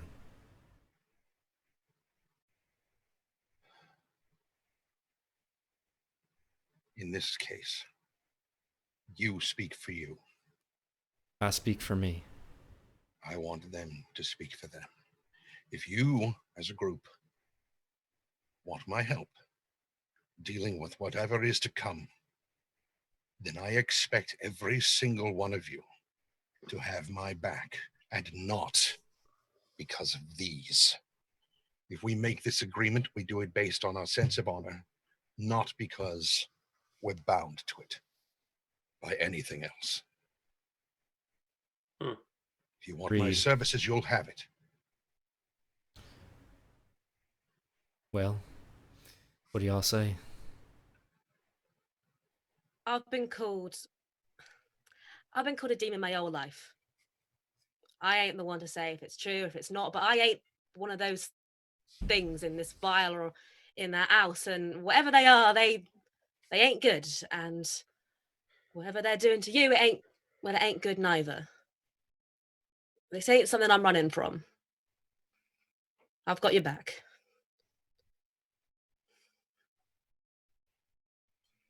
Brynn?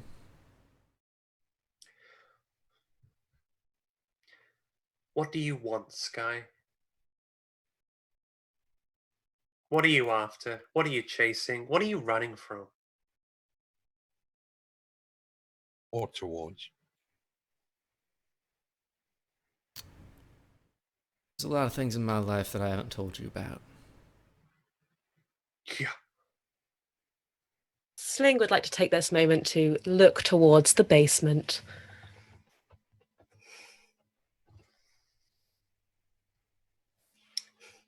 Do I see that? I really want to see that. Do you make it obvious that you're looking towards the basement? Obvious, at least to Sky. How would you know about anything in the basement? I'm curious. So to be fair, Lulu and I had a private little chat about this. She got a crit on her jumping back into lure. Mm-hmm. That isn't enough for her to see downstairs and know that your sister's there. What did it was that whole little exchange that you guys did at the beginning. Should we put it here? Should we put it here? Somebody motioned to downstairs. And of course, she took an interest in going, what's downstairs, when you were so uncomfortable with it. She knows about your sister downstairs. She knows that there's something downstairs. She doesn't know it's your sister. So she knows something downstairs. And Goat. Goat would know anyway. Goat. Yeah. Well, Goat would definitely know, especially since she's taken interest in it. But prior to that, Goat really, has stayed very close to Lulu's or Sling's side at this point. So, but she says nothing. She just looks, and then looks back to Sky.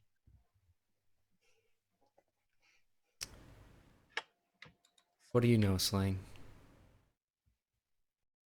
Me? What do I know? Well, Yeah. Well, if I want to go right back to the start, well, I know that I once knew this one man. He lived in Tyrosi. He was a bit of a weirdo, I must say, sir. Without that, please. If this is to be all cards on the table and honesty, please don't do that. Do you want me to say then? What is I know? In front of everybody? In front of the whole crowd? Play the game, Sling. Well, I'd like to hear what you think of it, and then I'll explain. Our boss is right. He's been hiding something. I ain't found out until a few minutes ago. She'll look now directly to the basement. There's something down there, and well, while it ain't like what we saw in my other building, it's damn similar.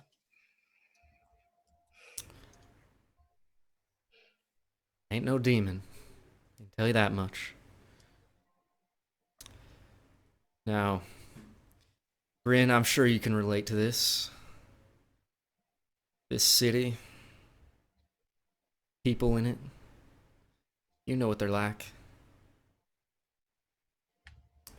They're dark, they're greedy, don't give a damn about any single person on this earth other than themselves.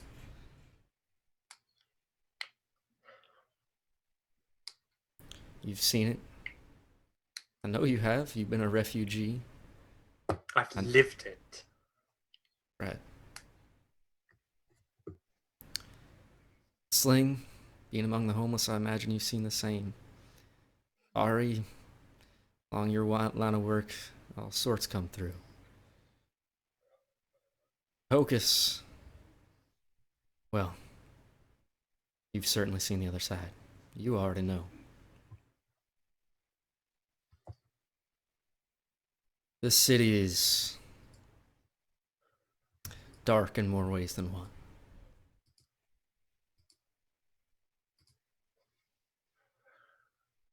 When I was just a boy, I wasn't always alone. I wasn't always so paranoid. I wasn't always so angry.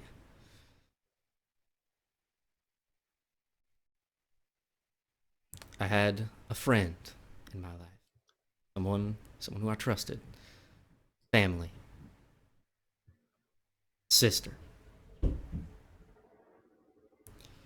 In this city, the gangs, but the people, every single last one of them, everyone who just stood by and watched it happen,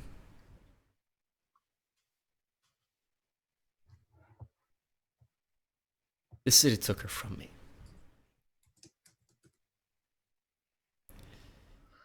So no one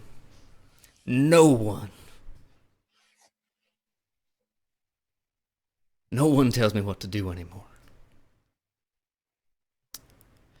I decided then that if this city was going to be the cesspool that it is, if it's going to take and take the only good things left in this world,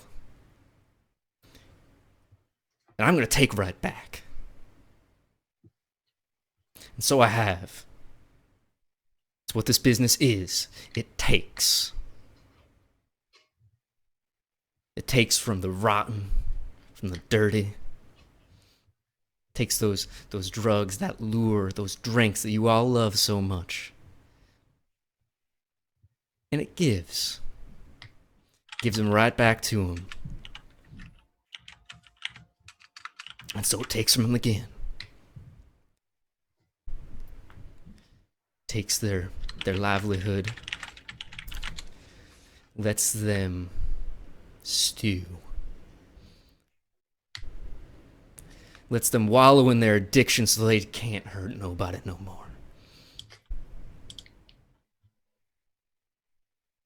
That is what I do. And every single thing I do, every action I take is all because of her. Still downstairs. Still calling to me, even right now. And every single day begging me for help.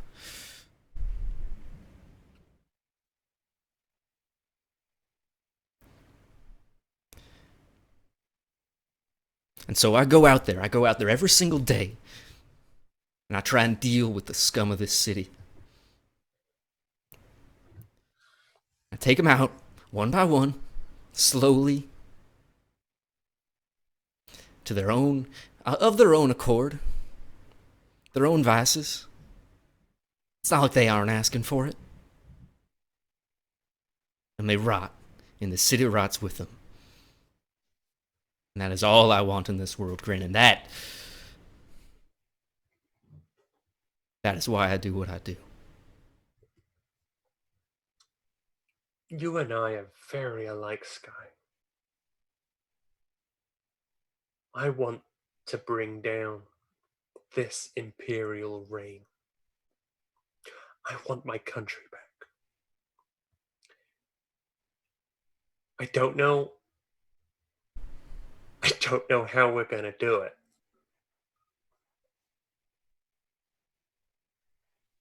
But I want to take Doskvol.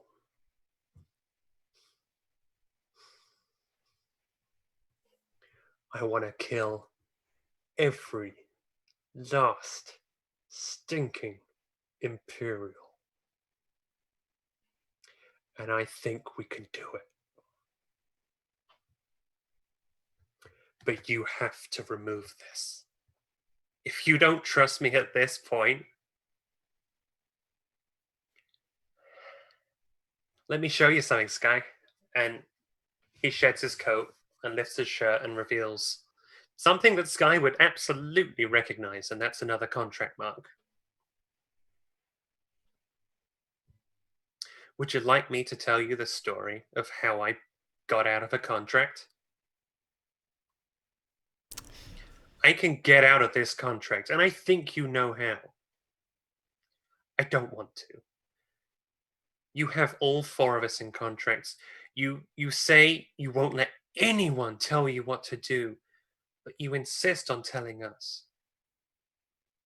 You use contracts to protect yourself, to keep anyone from hurting you, and I get that. I do. Maybe I'll tell you sometime about that first contract and what I was forced to do. We can help you. We can help each other. Just look around, guys. We're all broken. So why not do some damage, have some fun, take back this city, destroy the Imperial.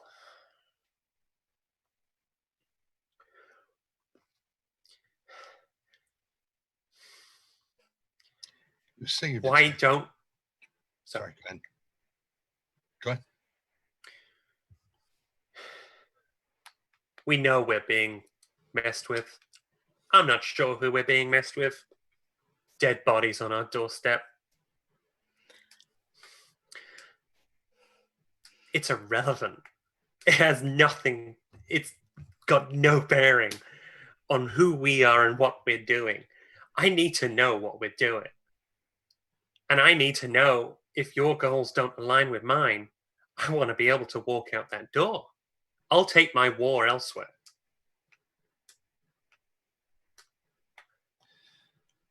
You say that you loathe the wickedness of the city. If you were to destroy it all, would there be any goodness left to replace it? Because if you want some, you have a fairly fertile field in which to plant those seeds here. Trust us. Build some good yourself. We may be broken. Damn right, we all are broken in whatever ways we are. But it's those broken pieces from us that build each other up. We can put each other back together. Maybe this city too. He looks to Ari last.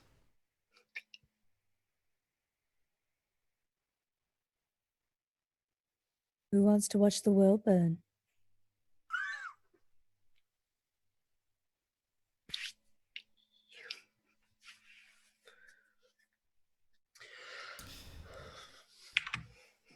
No more contracts. Fight together. Together. As your hands all come in, Just all at the same time. as your hands all come in, you do one of those group sort of, laying your hands on. Go. Yay! Don't rob this moment. Come on, let him go. No, you shouldn't rob this moment because each of the contracts marks disappear.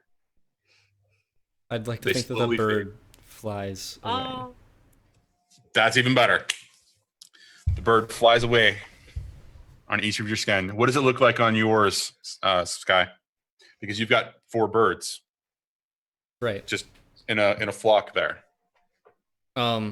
With all of our hands together, the 4 from mine are flying in like a V formation towards the center. And then once it reaches there, they sort of fly off of each of my fingers and onto theirs, and they meet up with the others, and then disappear. Huh. Unexpected. I like it. Sling's gonna This kind looks of a little bare, though. she's just We can get you a new one. Sling looks at where her mark was and then looks towards the door, which she knows she could now just leave from, and then looks back at the crew. Grin reaches out to Sling.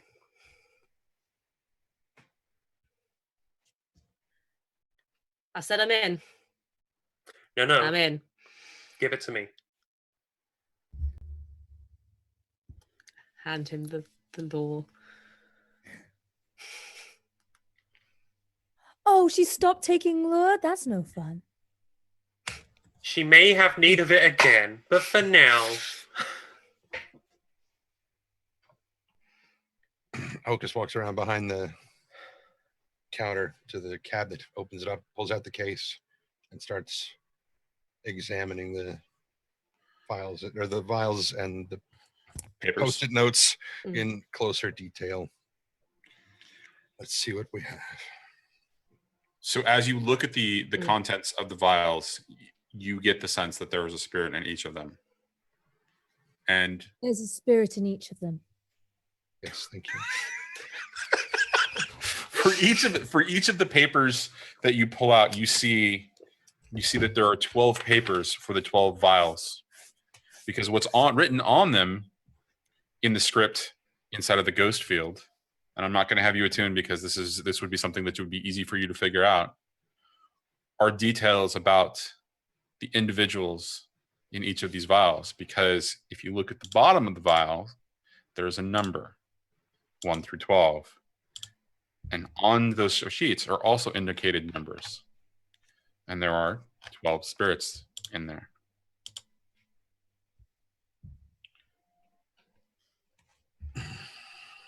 How closely do you look at the individual sheets? Pretty closely. I mean, I've got to figure out what this is. One of them, sheet 11, doesn't have much of anything on it except for just a name and the location of the death. And its name is Moon. Damn it, Johnny! Knew it! No! Throw it away!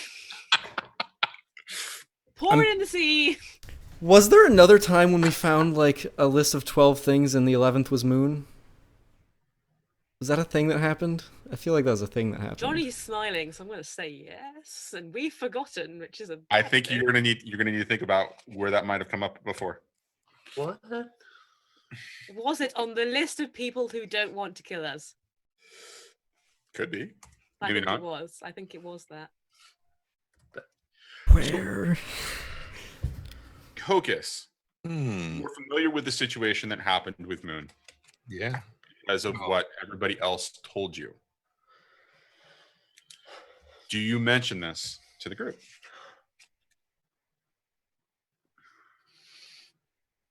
Sorry, run that by me. I'm aware of that because of what everybody else told me. Right. So you were aware of the situation that happened inside once you left. Like, because that was the first score. You did your job at the door and you booked. Sling was shooting at me. Yes, I know. To help you! God. Help you, but yes, he was still shooting at you. And you left. You did what you were asked to do and you walked away.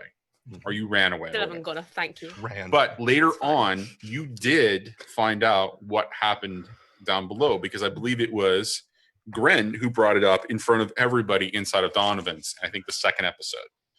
Yeah. So, with all of that in mind, you are familiar with who Moon is, beyond the fact that he denied you tea. Or was that Grin? I don't remember. No, he just He said they denied don't have everybody it. to. Yeah, he did. But he said they don't have any.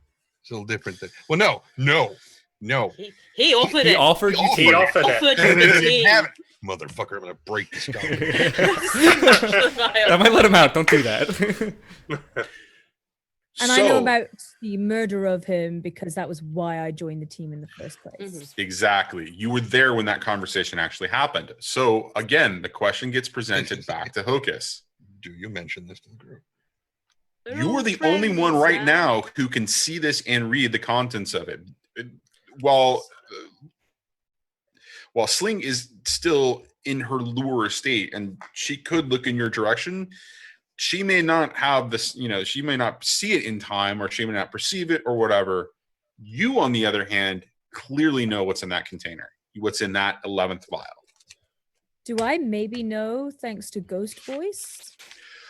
If you do, you would hear a voice that you would not recognize at this point, because it would be faint and it would be uncomfortable, and Moon would not, in my mind, have any awareness of where he actually was, because the vial would protect both the spirit inside of the vial and, from knowing what's going on outside, and protect the outside world from what's in the vial.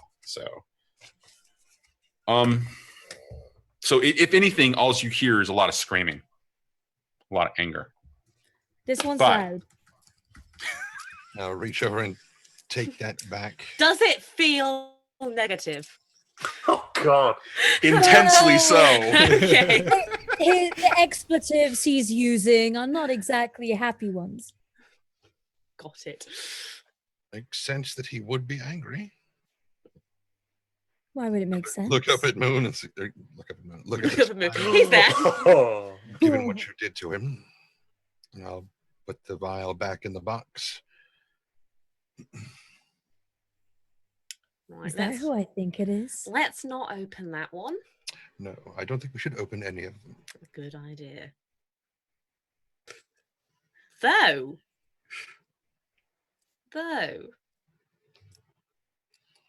I mean, we're looking to drive out the bad in the city. What better way than releasing a whole bunch of whatever these are? These are spirits. They're simple ghosts. If any one of these were to get loose, I could just walk up to it and hook it again, right back into the spirit bottle where it came, without a sense of, I hesitate to use the word training, but I mean, you saw Clav. You know how lost he was. He was as a newborn babe. He had no understanding of how to do anything. If these were harvested and put directly in here, then they are very similarly so. I think it is far more likely that these are meant to be either fuel or food.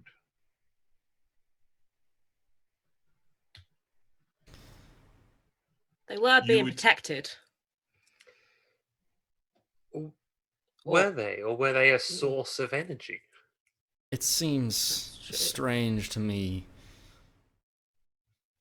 that these would be stored in such a way if they're just to be meant as food or fuel. And for one such as Moon to be finding his way back here seems like a mighty big coincidence.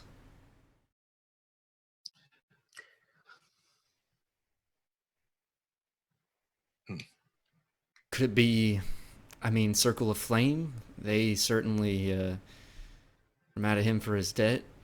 Could be Dimmer Sisters. I think I might know who has a chance of being involved, sir. There was someone else.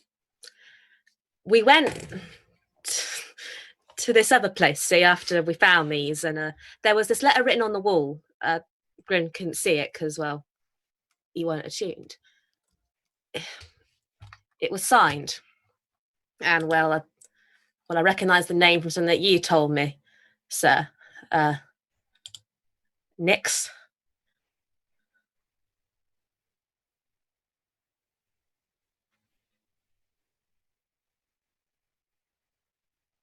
Who?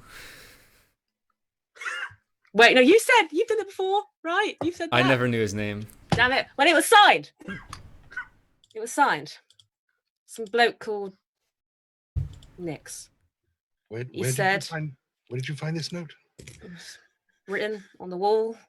It kind of faded. In the church. In the church. The church that I pointed out in Six Towers. That's the church that you pointed out. Yeah. We What went did the letter to say? all 3 locations. I don't remember all of it, but part of it, the part that makes me think that maybe he was involved, said something like, I know you didn't know the man, didn't know who he was, and I apologise for the mess, but I hope the message reached its target. If that don't sound like Clav, I don't know who it sounds like. Huh. So Just I'm thinking... reassurance of a threat, then? I'm thinking, whatever we do to rid the evil, darkness, whatever you want to call it, of this city, we start there.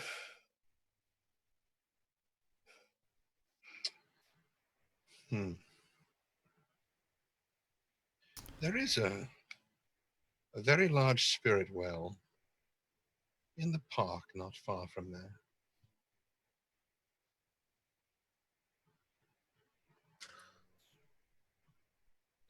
I wonder. What are you thinking, Hocus? What I'm thinking scares the shit out of me.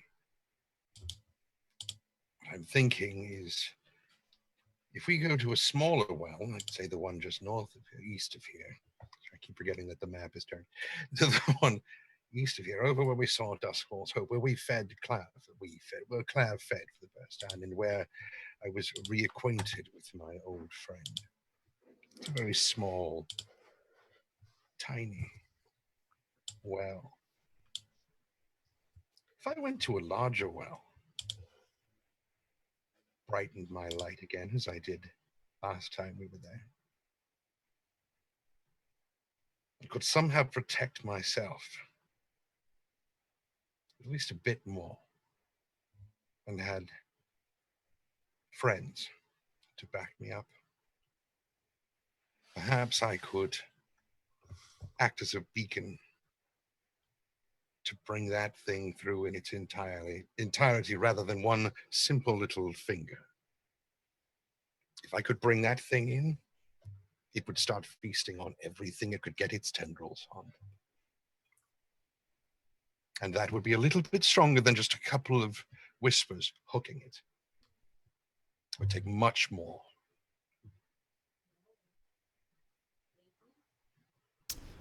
All right.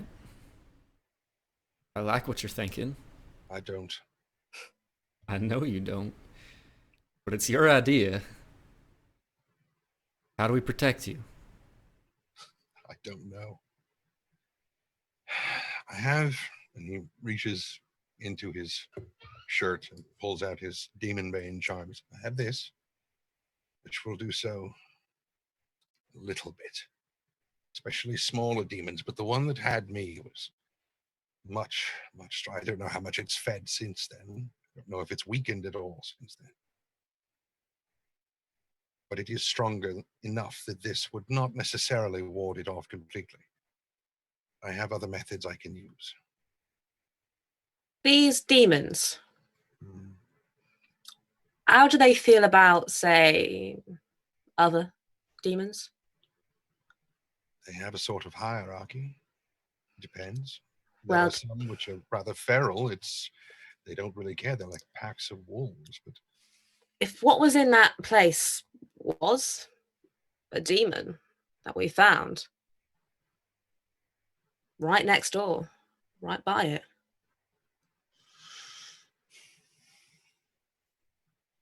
I could try talking to it.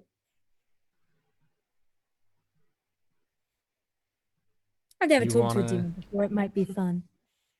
You want to convince a demon to what? Come on over to our side? I can be very persuasive when I want to be. so much our side as parallel tracks.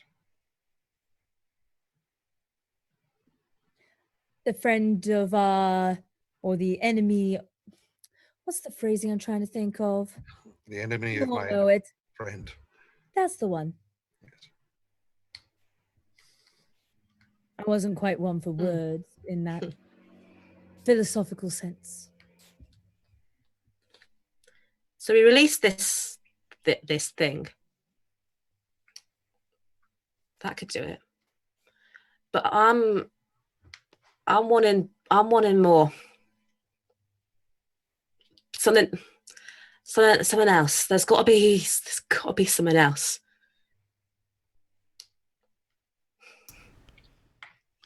Does the other side have a demon? We don't know. But I'm thinking it's not so much quite the other side, as we're calling it. At this stage, it pretty much seems to be us versus the city. Well, exactly. Who isn't with us is against us. Seems like we don't have a whole lot of people with us. But also, we're drifting a bit off of the thrust of this thing. Our goal is to bring down Doskvol, is it not? Yeah. What if we bring down one of the barriers too? The lightning shield that protects That's the one. the entirety of the city. That's the one. Every man, woman, and child would be forfeit. But if we could secure ships,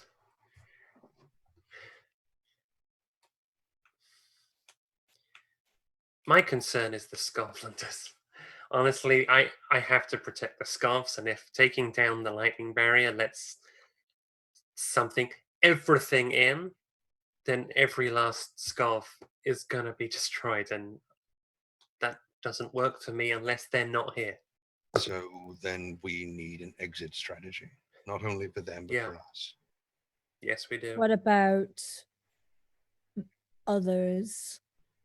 Those that we deem to be, well, innocent of, for lack of a better word. There's some There people aren't I know many. that don't deserve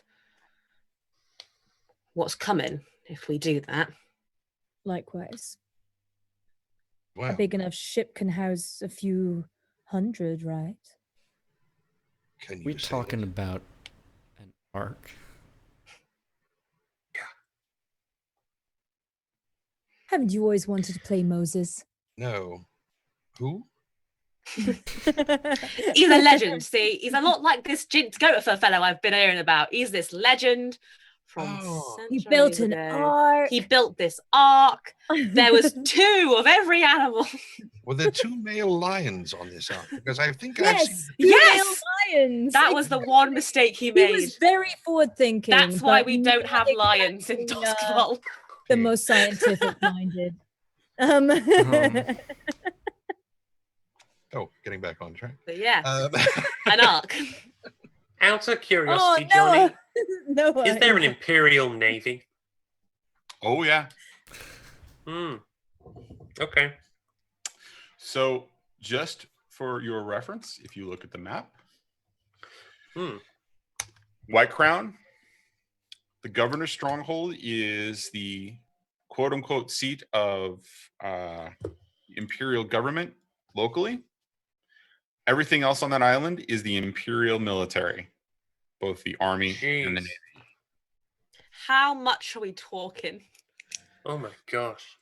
We are talking, they are the northern arm of the empire's reach in this area. So we're talking at least a contingent of probably 1,000 soldiers. That's fine then. Yeah, that's All right. that's no problem at all. So If only we could move the lightning barrier to the channel. If only there were 2,000 Scotland Undergrounders. Ooh. These What are are all you well-armed suggesting? Imperials, by the way. We're well armed with love, I'll have you know. That is obvious.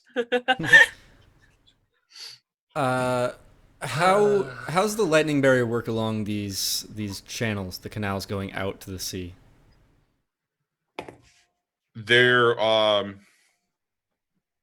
you mean like in this location here? Yeah. And here? Mm-hmm. Well, you see these big indicators here at the location. Those are control points where they are opened and closed for short periods of time. One of the side effects of that is occasionally spirits get through, but for most part, ghosts, spirits, and demons that you are aware of what you understand of demons, avoid water. Like it's something that the void sea, the inky black darkness that is the water. Right. For Okay. the most part, those are all that the spirits avoid all that. Okay. So if we wanted to break open a barrier to let spirits in, we should do it from land. Still. I don't know. That's a good question. Can I ping on the map? Can you Sure. see that? Yep. What about these 2? What about them?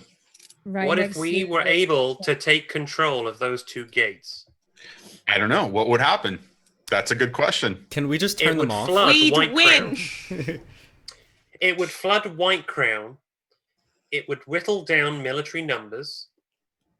They'd be scrambling to take it back. It would be a fool's mission. That sounds like us.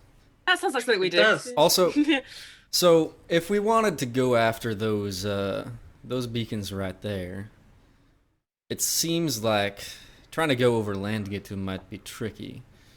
If we were to go by sea, however, might have a better shot. If we were to go by sea. If we were to If take we were to a go by boat, and I sea. happen to know of some Skovlanders who might be sailors of a legitimate sort who could be easily let through that lightning barrier, armed to the T, and well, I could pull in a favor. doubt they'd even blink an eye. Except for the fact that he just said that spirits such as we know them tend to avoid the water. So if we were to turn off those two things, where would the ghosts come from? They wouldn't be out in the water. All right.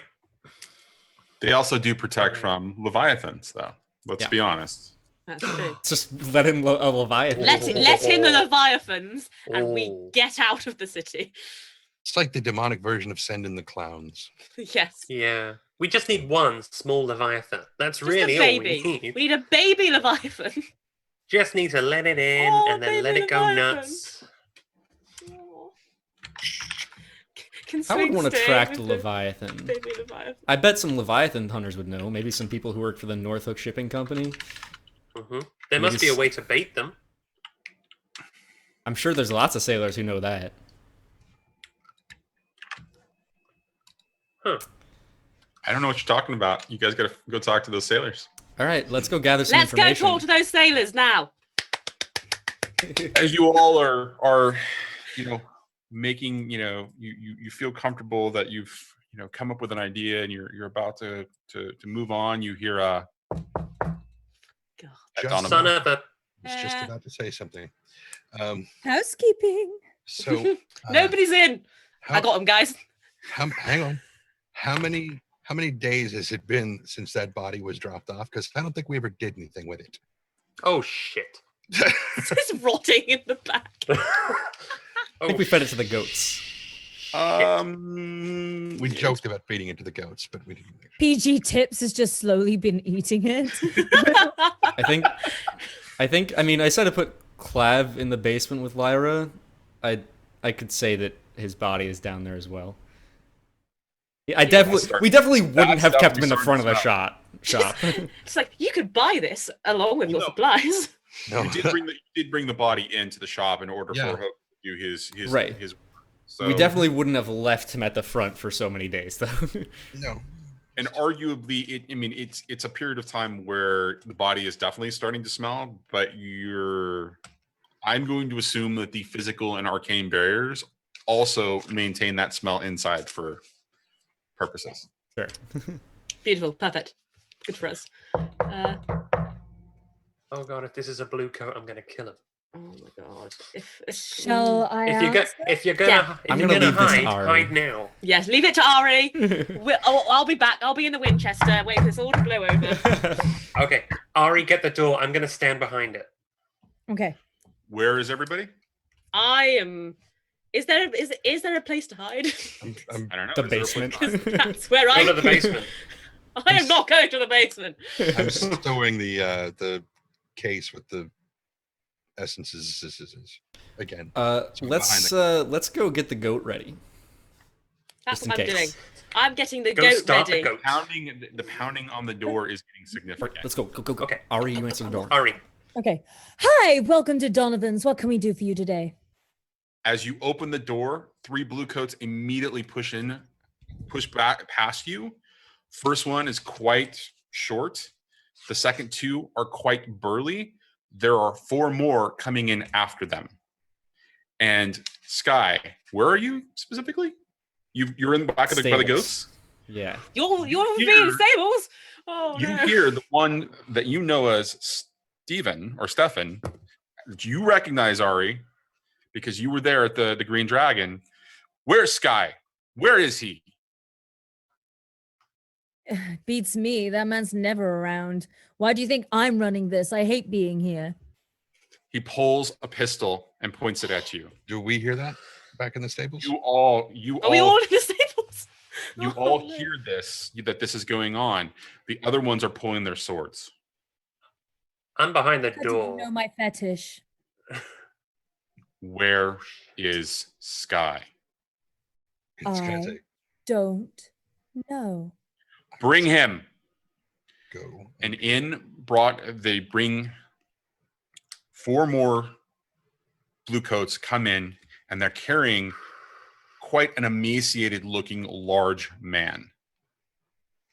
Oh no. Where is he? And the figure weakly just points into the back. That's where you'd find him.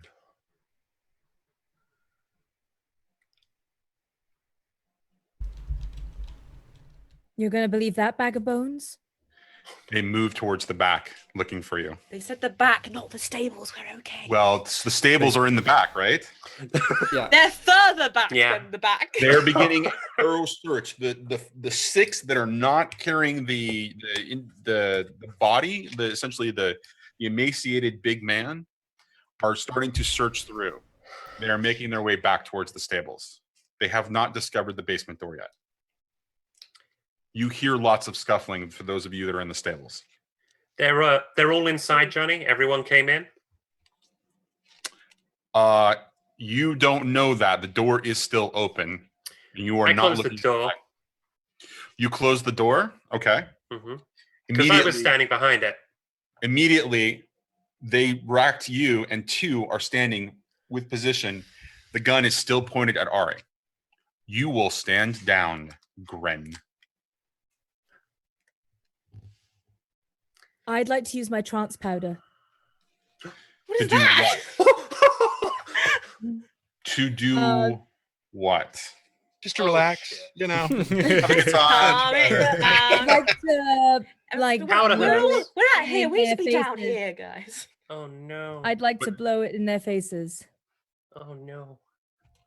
This will put them under a slight sway towards my will. There are Okay. how many of them? There's 2. There are 2 standing close to where Grin is. There is one standing a good distance behind them in the center of the room with a gun pointed at Ari. There are So 4 I'd more like to that are searching, and there are 4 that are holding up quite a large, emaciated-looking man.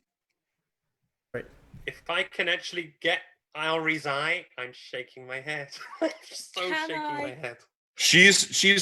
I'm giving her the option to. That's the setting of the situation. Uh-huh. She is more than capable of doing this because she is a slide. She can do things very quickly that are sleight of hand, and nobody That's will true. know, right? Until it's too late. She's like, So hang on. And I Is go, that- lowering the that's gun. what you're doing. I'd like to use the powder against the man with the gun that's in front of me, and then I want him to point the gun at the 2 people that are holding up Grin. Okay, he is a little bit farther away from you than the 2 individuals in front of you that are holding swords, that are pointing swords at Grin. He's still got a gun versus swords.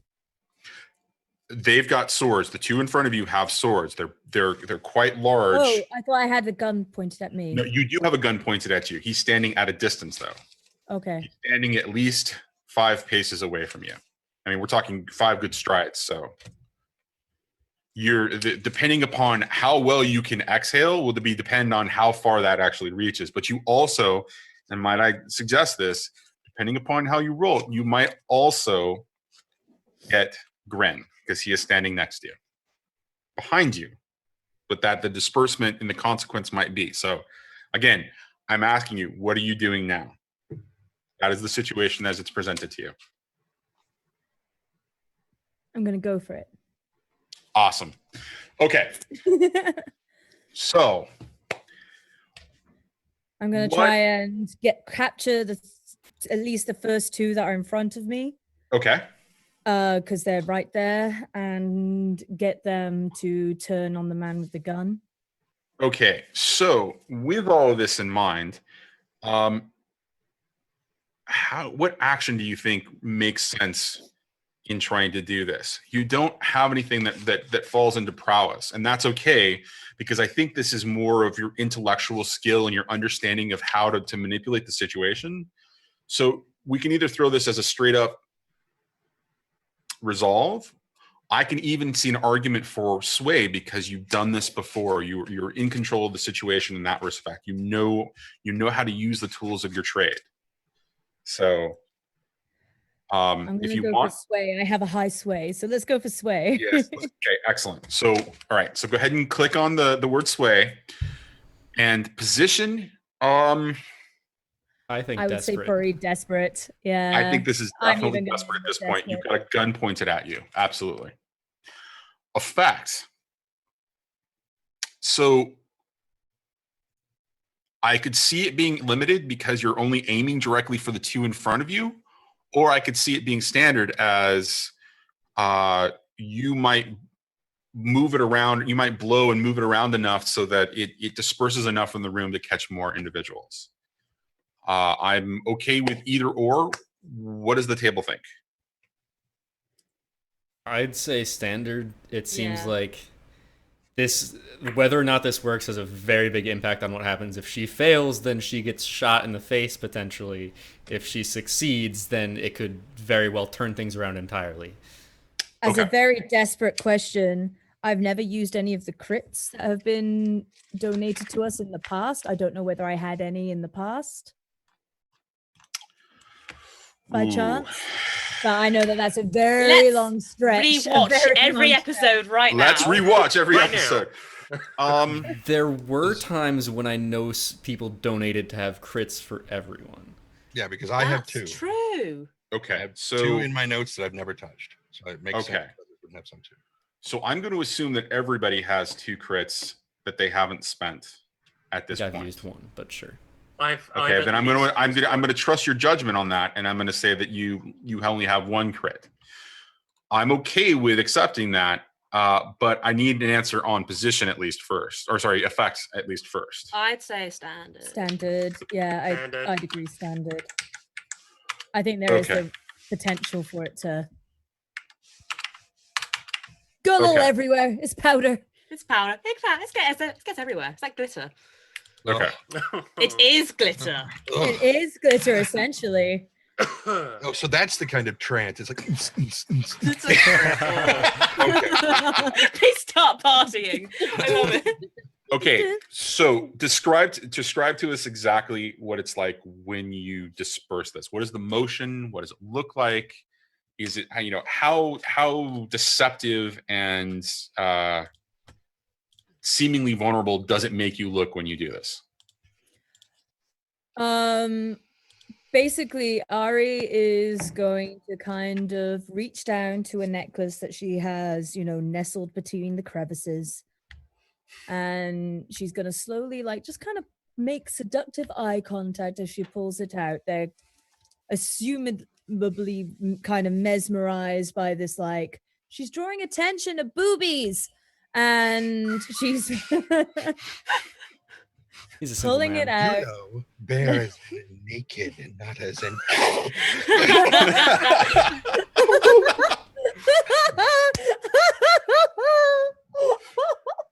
That's so perfect. So she's slowly pulling it out, and they're just kind of watching this necklace. And she looks like she's about to powder her nose. It kind of opens up. And she simply says, hold your breath, Grin.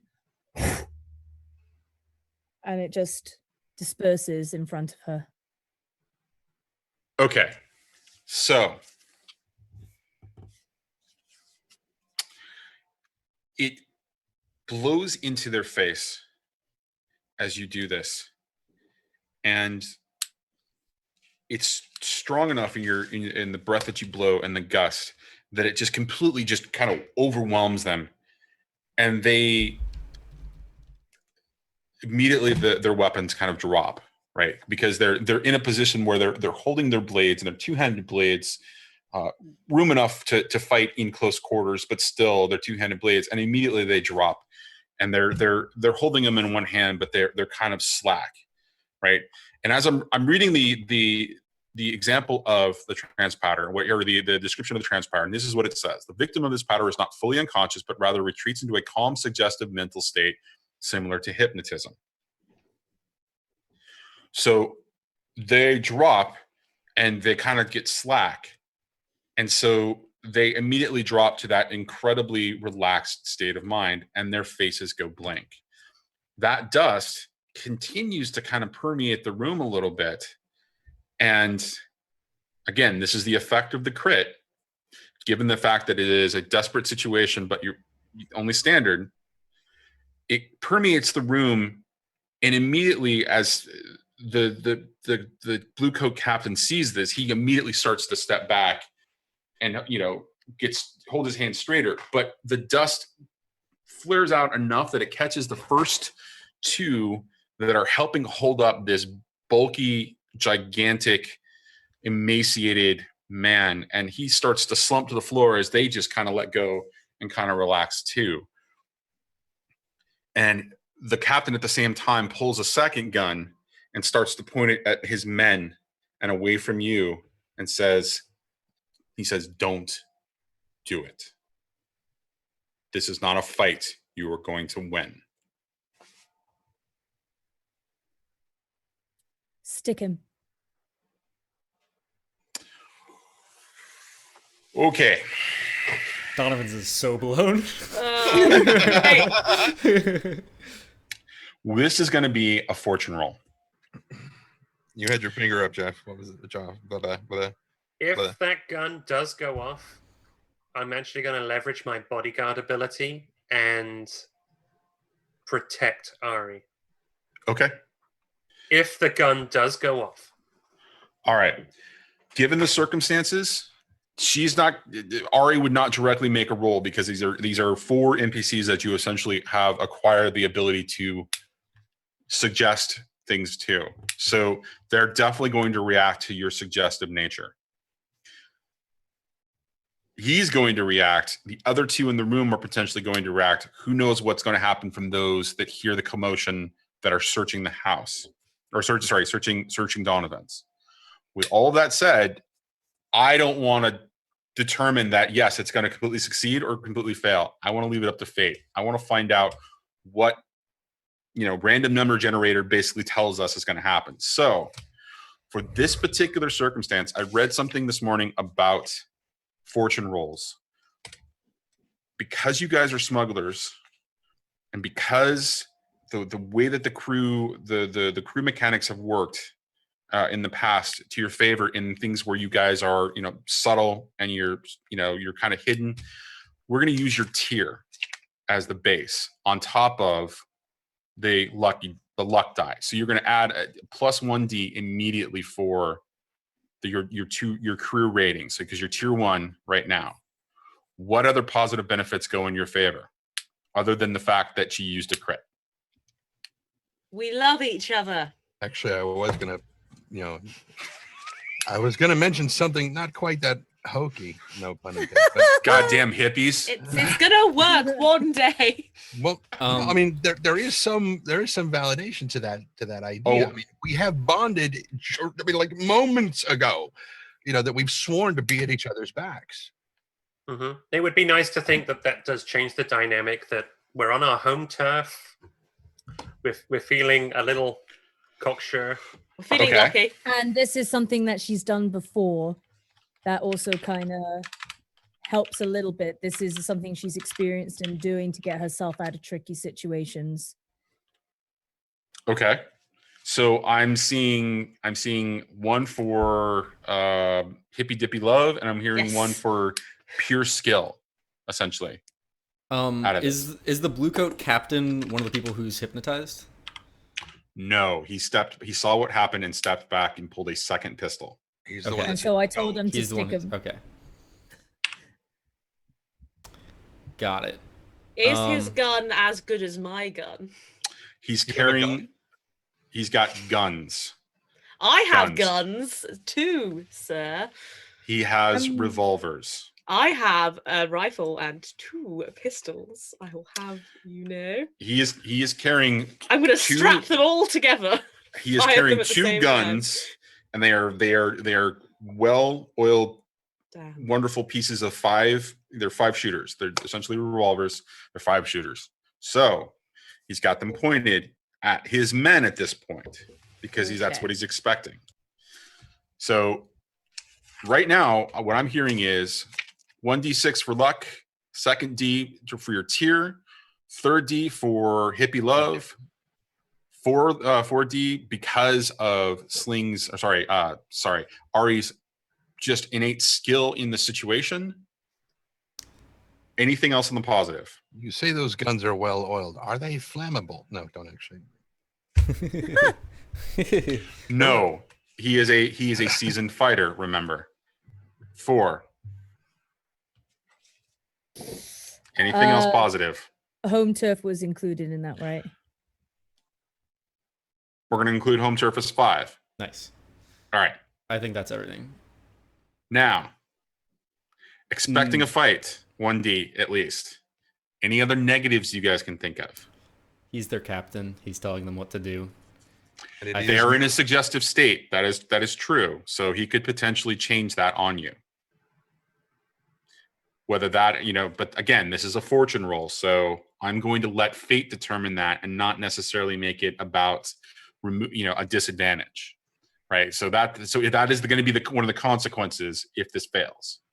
So any other negative that you guys can think of?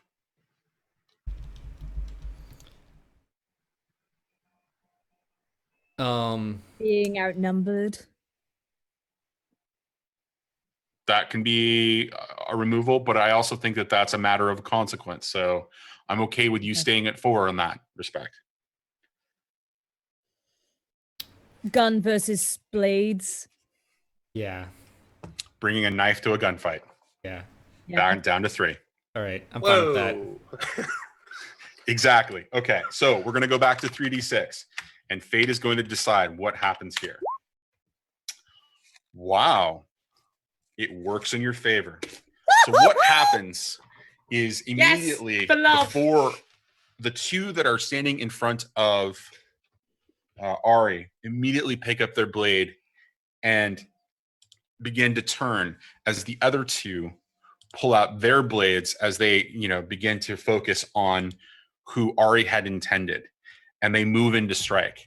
Gunfire happens immediately as the first 2 bullets that are fired go into the chests of 2 of the individuals pointed in his direction. However, that's not enough to stop them because these are big, burly guys and they are under the power of suggestion. Also, you got a 6, so there's no consequences in this situation.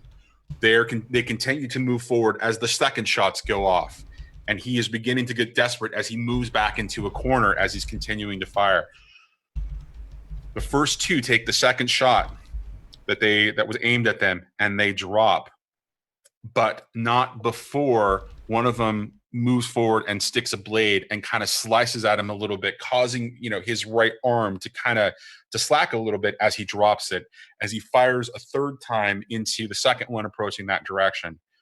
Whereas, and that one gets nicked because he took the injury to his right side, he missed his aim, and so it was just grazing that second one coming from his left.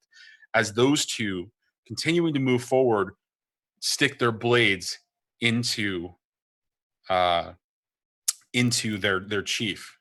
But as that happens, the other 2 drop the emaciated, gigantic man and begin to move in as the other 4 come back into the room, seeing what happens, and immediately make to attack and basically take these guys down. But as that is happening, they are distracted from what you guys are doing right now. The body of the emaciated man crumples to the floor, and he says, "Oh." The 4 of you, or the 3 of you that are in the back, hear what's going on, and it is only by Sling's sheer will does Goat not immediately start to bark. What are Grin and Ari doing right now? Go and start the goat. Run to the back there while there's a distraction and get the hell out of here, or?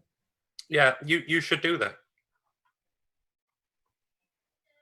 The ghostly voice of Brynn. You're not coming with me? I'll be right behind you. Go. He's not gonna do it. He's not gonna do it. Ari. Ari, everything's cool. Go now. Go. It's not cool. I'm gonna get the Alright. case. Go. All right, and he does like a little peck on the cheek and then runs towards the Okay. back. We're gonna deal with Ari first. Ari, when you run into the back, what is everybody else doing? What do we see going on in the back in the stables? I am shushing goat. So Okay. I wanted to have the goats ready, have basically like stable doors open, goats hitched, ready to go, and standing next to the door that the men could be coming in at any point with a pistol drawn, waiting just in case anyone turned the corner. Okay. I'd like to actually say one more thing before I ahead. leave Brynn. Like, if you don't get out of this alive, I'll kill you. And then she- It's possible in this game. That is possible, yes. Yeah. Okay. So, Then peck and run. okay. What was Hocus doing? Hocus was helping prep the carriage Okay. and the goats because we do have an armored carriage, do we not? That you do. I have a question though. Uh-huh. What did you do with the spirit vials? That's what Grin was just talking about. That's what he's going after? I just When- want to make yeah. sure. When they were knocking, I was putting it back in the cabinet behind the counter. So that's why he was saying at the Oh, I thought you were bringing it over to the carriage. Okay. Mm-mm. I know it's there, and I said I was going to get it, and I might, but that's not my intent. Okay. Do you have so given the circumstance of Donovan's and it's armored and protected, I assume that you have the ability to look outside the back door of the stables Yes. to see what's out there. Yes. Oh no. Lots When of you blue look coats. outside, you see blue coats lined up. There's not a lot of them, but they are watching the back door. There's only a couple of them, but they're obvious. Okay. We can barrel straight through them. That's Bryn's what I like still to not. hear. Bryn's still not with us. Yeah, It's fine. we're ready. It's fine. Okay, and we're gonna cut to Grin. Ari walks towards the stables in the back. You were standing there looking at the situation. You hear pounding and pounding and pounding at the door next to you. That you know that they are not going to get in because of from a mechanical sense, it's the crew upgrade, but you know that Sky has taken great preparation in making sure that people cannot get in easily into this location. So you know that door is protected for the moment.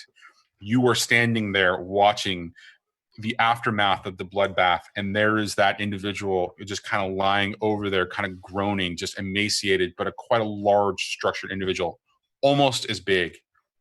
And I stress this, almost as big as Grin. If you didn't know better, you'd say that he had the frame of a Skovlin. Oh crap. All of that going on. You see that the four guards that have come in, plus the other two that moved in. The other two that kind of moved in to attack the ones that were under the influence of Ari.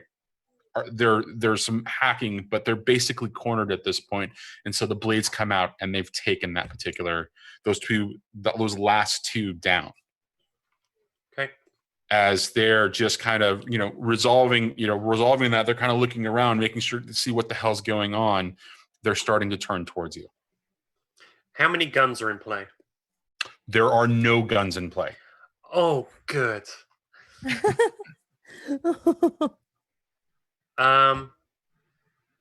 It's time finally to use the big sword. So I unhook my my infantry blade. It's this like 3-foot handle with a 2-foot curved blade.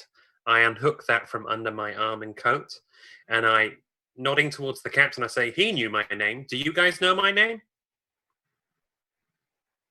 They rush you. Okay. I am, however, I can leverage this not to be trifled with special ability. Okay. I can push myself to do one of the following. I can perform a feat of physical force that verges on the superhuman. I can engage a small gang on equal footing in close combat, up to 6 people. Okay. I want to do that. I want to be Jinx Goatifer. I want to take on 4 guys with blades. 6. Jinx. There are 6 guys. Just so you know, There's there are 6. Sure. There Okay. are 6. Jinx. Okay. Jinx. On equal I'm either about to footing. get the heroes. I'm either about to get the hero's death, or I'm going to do something amazing. Did you see All the right. message in Zoom chat, by the way, Grin? He did not, I don't think. And I think that that's probably where this is going to come into play, because I'm going to ask you how you were going to do this. Oh man, this is going to be difficult to describe narratively. What I'm suggesting is that you describe it. Yeah, you take a choice of. There's only one obvious action that I think you should take, and then we're just gonna talk about position, and we're gonna talk about effect. Yeah. And that special ability is going to come into play along with that crit that's lying there for anybody to use, and you're going to use that, right? And then we're going to narratively get you through this situation. But I want to talk about position, and I want to talk about effect real quick. Now we're at the time limit of where, but so this will be the final thing that we do, and we'll get to that resolution and then go immediately into. But are you sure you don't want this as a cliffhanger? Are you sure? No, because no, you're not sure. I am absolutely sure because of what's coming next. Now, oh, son of a. Now, what would you like to, how would position wise? To me, this is risky because you are a warrior, but you are also in a situation where it is 6 against 1. Even with your special ability, I think it's still risky. Oh, I agree with you. It is risky, and it's foolhardy, and it's dumb, and it's exactly the kind of thing that Jinx used to do. But it's not desperate because of your special ability. Is that correct? Yes. All right. Correct. What does everybody think the effect is going to be here? Is it standard or great? I'd say great. Would too. And the maid is going to be pissed off. All right. So Focus, you're I actually agree. the maid here. Fuck. That's your new job. Didn't you get your Like I said, the maid is going to be pissed off. All right. So 2 come in immediately to attack you. The rest begin to spread out and try to get some sort of position. But you were backed against a wall near the door. Mm-hmm. You know that the door is not going anywhere, and they are coming at you. How do you do this? Got 2 moving towards me with the 4 trying to circle. Okay, so that's their first mistake. They should have all come at me at once. So, are they swinging blades or are they just approaching? They are stabbing. They are trying to essentially pierce you. They are not trying to slice you. They're very well trained in close quarters, but they are using swords that are two-handed. None of these guys are Scotlanders, right? They don't let Scotlanders into the blue coats. No. Well, you might find one on occasion, but he would be the runt or the guy that's not looked good upon. So these are definitely not Scotlanders, and they are definitely not Tycherosi, and they are definitely not Eruvian. They are very much from the Empire, the local. Oh, good. Okay, the first guy that steps at me, Grin, literally sidestep it, and he's swinging at him, like cupping the blade. He literally just swings straight at him. And assuming that connects, he's not even looking to see if it does. He's bringing the blade back round to try and catch the other guy between the neck and shoulder. And hopefully that would take at the first 2 while the other 4 are circling me. The 2 drop immediately as you move forward, and they begin to surround you. Okay. Moving you basically into a position in the center of them. Something that you've faced before. Mm-hmm. That's why I carry a weapon of reach. Last chance, guys. They move into attack, all 4 of them at the same time. All right. I'm probably gonna get tagged from this, but I go into this dance, this kata, and literally try to connect that blade with each of them in above the waist and below the neck, and if I can catch one of them in the side of the head, I will. Literally, Grin is just stabbing and slashing and moving from. It's a dance. He's been fighting for 3 decades in the Unity War. He's a trained bodyguard. He knows how to fight. He's a cutter. In close quarters combat, Grin is not seeing a equal in years, especially since he has been scumming around Doskvol. He's not seen his equal since the Unity War. So in this case, he blocks, he parries, he cuts, he slashes, and within a matter of seconds, all 4 are bleeding on the ground. You hear the pounding at the door continue. You're hearing the noise of preparation going on, from the stable, and you hear the groan of the large, emaciated man. And you were standing in the center of essentially a ton of bodies and blood. I know that's Muscles, right? I've put 2 and 2 together. Was he addressed at all? Did anyone? No, he was not addressed at all, and you don't necessarily know that it's Muscles. You just know that he is Skovlin. Yes. Okay, I'm running for the case, and as I do, I'm literally saying over my shoulder, "Brother, can you get up?" He's groaning, and he can't seem to support his emaciated state. His muscles, his muscular structure cannot support his own weight. You can see that there have been chain marks, where he has been held up on his bare skin, and you can see that just the fact that his physical being has just kind of decayed from what was once quite a large man, quite a strong man. Get up. I can't carry the case and Muscles. Can I? I can't carry the case and Muscles and my weapon. I can't carry the case, but I can carry you. You basically use your special ability. You are exhibiting superhuman strength and ability right now. So with my hand around the pedal and then also grabbing the case, I literally reach down, and I guess since he's pretty emaciated, he was a big guy. I literally, as I've done to Hocus and as I've done to Ari, I sling him over my shoulder, and with a glance at the door being banged on, I head to the back. Grin, all clear back there? It's good. Let's go. Real quick, Hocus, please come with me. Rushing back to the basement.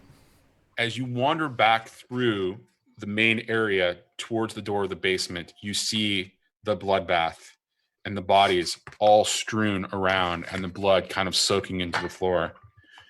You see where there was conflict in the one corner around the captain, and that there was some strange activity between the various bluecoats, but it is the carnage towards the door where you see 2 bodies immediately dropped, and then another 4 almost in a star-like pattern because of where they landed, and the amount of blood that's kind of pooling there that holds both of you in awe for just a second.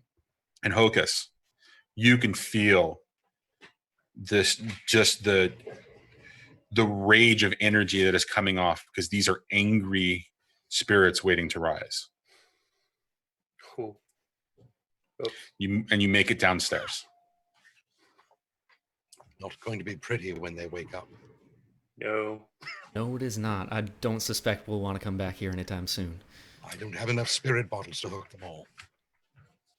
Can we at least take Lara? Yes. That's all that we need. Clav isn't here. Clav is not there. Where would he turn to?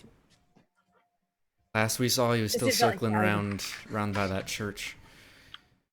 We can go get him some other time, but this is urgent. I need you to let her know that this is going to be all right, but it is not going to be pleasant for her. I go up to her and I embrace her.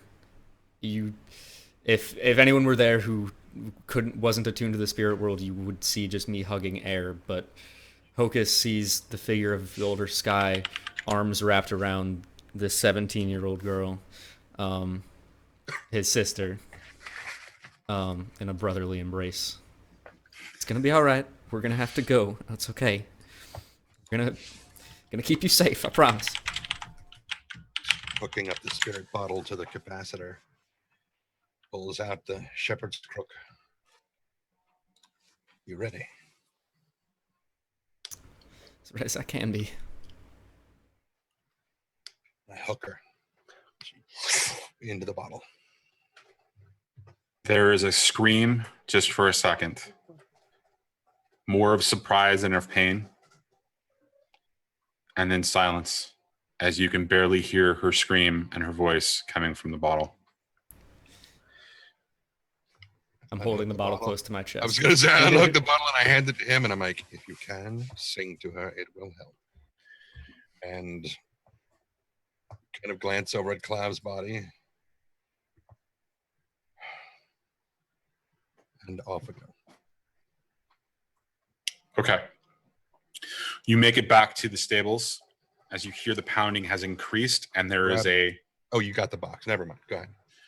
And that there is an axe now being used against the front door, which is having one hell of a time breaking through, again, because of the protections that the crew used on their on the HQ. There's 2 bluecoats left, right? That are trying to get in. Is that what you said? Outside? Yeah. You don't know how many are outside. You know that there are some outside the front using an axe trying to get in, and you know that there were a couple, an indiscriminate number, but very few out the back. I wanted to shoot them, but my gun would be loud. Yes. Bang, bang, Just bang. a little bit. Just a bit. I just really want to shoot somebody. Just really, really want to shoot somebody. Yeah, maybe you should. Okay. So, where are you guys escaping? Let's go. Let's goat. Oh, Leave me behind. Leave me If Are I you can, goading? is it possible to say that we made sure to get like any coin that we had stashed here as well? Coin being the ephemeral, yes, you would have made sure that your resources were liquid enough or easily accessible enough to be able to move on. All right. When they get to the back, they see that Ari has already kind of started in the back, not where the goat is, but in the back, she's already started, like, she's crushed the barrels so that all of the goods are kind of just in this little wooden pile. And she's gotten all of the dry roots and things that we used to sell, and she started lighting it on fire.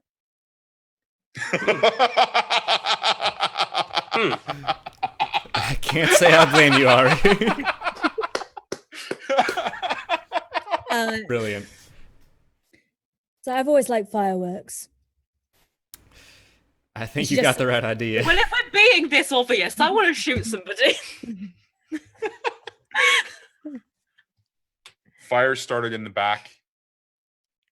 You open the doors of the stables. Sling, there's a perfect opportunity for you to take a shot or two. do it. Do it. I'm doing it. Do I'm it. doing it. Listen, I'm doing it. This is the first time I've got to shoot somebody, and I'm doing it. What do I do? So, what skill do you think applies to you shooting? Hunt or finesse? I want to say hunt, even though I have equal in both. Then do Hunt it. sounds cooler. Do it. Can I get bonuses for wanting this so bad? Absolutely. Your position is going to be desperate, or it's not. Sure, it's going to be risky. Oh. And your effect. Wait. Before we do anything, I have 2 crits. Yeah, you're going to use one of them here. I just really want to shoot somebody. You also have a crit fail that you should remember. I can choose when to use. You can choose when to use it. Do you want to use it now or during the finale? I want to use it during the finale.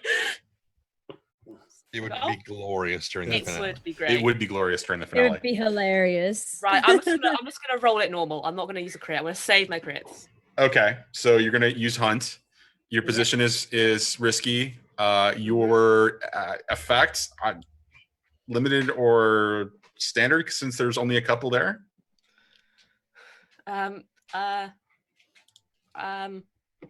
Sure. Yeah, sure. Okay, let's call it standard. Let's call it Okay. standard.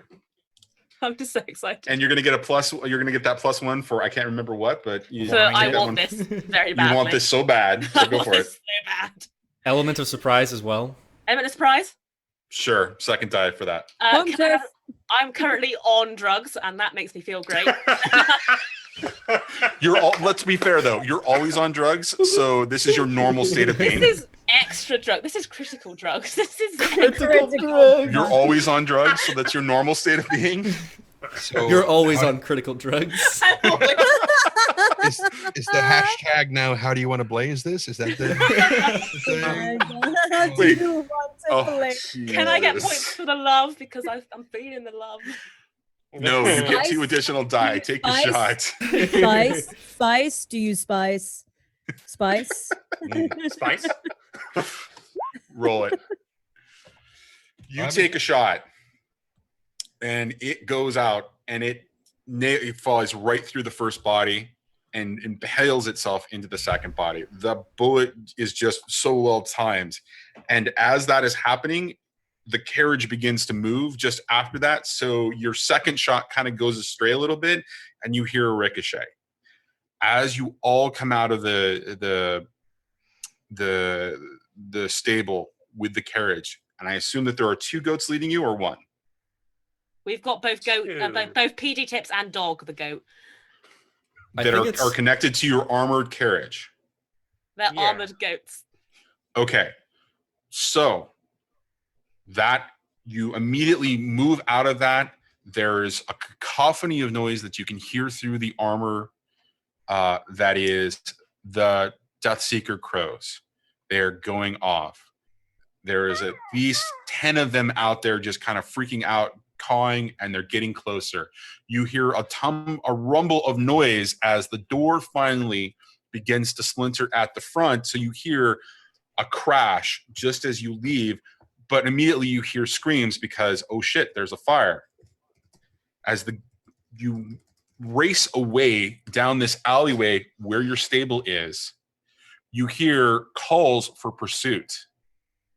And your armored carriage happens to be making a lot of noise as it's going because there's 2 goats clopping.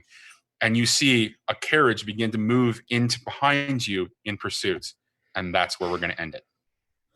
Ah! All we wanted to do was destroy the city. All you wanted to do was, do more drugs, if I remember correctly.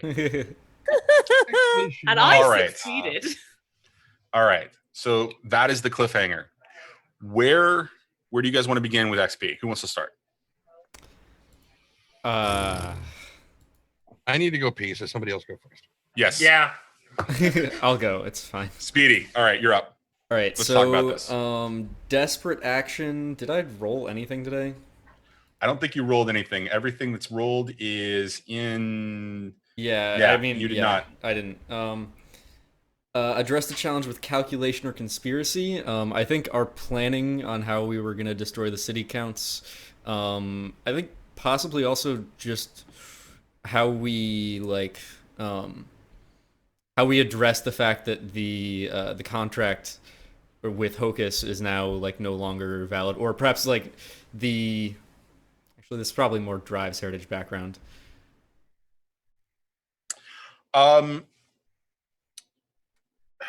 So I definitely think the planning, the first off, the planning of all of that, absolutely. I could see the Hocus specific contract falling under calculation. Okay. Because of the talking about the intent, and you were very clear about what you thought Sky would think in respect to that. Mm-hmm. So I definitely think that makes sense. So there are definitely 2 XP there. Okay. Reese Drive's heritage background. Drives with just everything with the crew, with with releasing them of their ghost contracts and everything. No, I think that's separate. I think that event for the rest of the crew is separate from just your general desire to watch the world burn. Okay. And yeah, talking about that. Yeah. So that's another 2. And then struggled with issues for my vice would then my sister. That'd probably be another 1. Possibly 2. Well, so I'm trying to remember the second event that there, because there were 2 distinct events that involved your sister. The first one that was something that I can't remember, but the second one was definitely you going downstairs and dealing with the fact that you had to hook her. Yeah, the first one was Sling confronting her existence. Right. Okay. Fair enough. So that's definitely 2 in my book, because that's definitely just you struggling with the source of your relief and stress. So absolutely. Cool. So that's 6 altogether 6. for you. Yep. Yeah. All right. Excellent. All right. Let's go to Ari. Okay. I think today I addressed a challenge with deception or influence or influence. Well, yes, you did. But did you not? Wasn't that a desperate roll that we had for you that you rolled? It was a crit that she used automatically. So it was a desperate roll. Yes. So yes. Okay. So you did. So you get 1 XP for that crit, and that was for, I believe, sway. Yeah. Was that correct? Right. Yes. So there you get 1 resolve. You get 1 XP in your resolve, essentially tree there, or your allocation there. Okay. All right. So then, yes, also, you did do something, deception or influence. So you successfully took them out, or you successfully used your trans powder on them. Was there another case where deception or influence came in? Don't think so. Not today. Okay. All right. What about your drives, heritage, belief, or beliefs, drives, heritage, or background? Well, the wanting to watch the world burn, joining in with everybody else thing there, I guess that might count. Actually, I think you speaking up and taking responsibility for the Hocus situation, and him, as he's talking about it, you spoke up and took responsibility for Clav. That definitely was, the standout one for me, but also, your just the general relationship around the contract. Sorry, I just paused because I think that the fire also counts as deception. Okay. So I think you get an something to distract everybody. Exactly. You knew that to distract them. So that's 2 for challenge for deception or influence, and 2 for beliefs, drives, heritages, and background. Did you deal with anything related to your vice that you felt was a okay? All right. So that sounds like it's 5 to me altogether. 4 in anywhere you want, and then 1 in resolve, I believe. Okay. Excellent. Good job. All right, Sling. Let's talk about what you did today. You're a troublemaker. You're muted. Can't. You're a muted troublemaker. There we go. I'm a troublemaker. And I'm causing even more trouble by my microphone not being on, so that's fine. Yep. Desperate action, yes. That's a thing that I did. Absolutely. That's a thing that happened. And that was for a tune, right? Yes. That was for tuning. Okay, so that goes into resolve. Time. Yep. Put that there. Tracking and violence. Violence, yes, with the shooting. I did the shooting. I had the gun and I did the shooting. You did the shooting. And the wanting, again, to watch the world burn could count.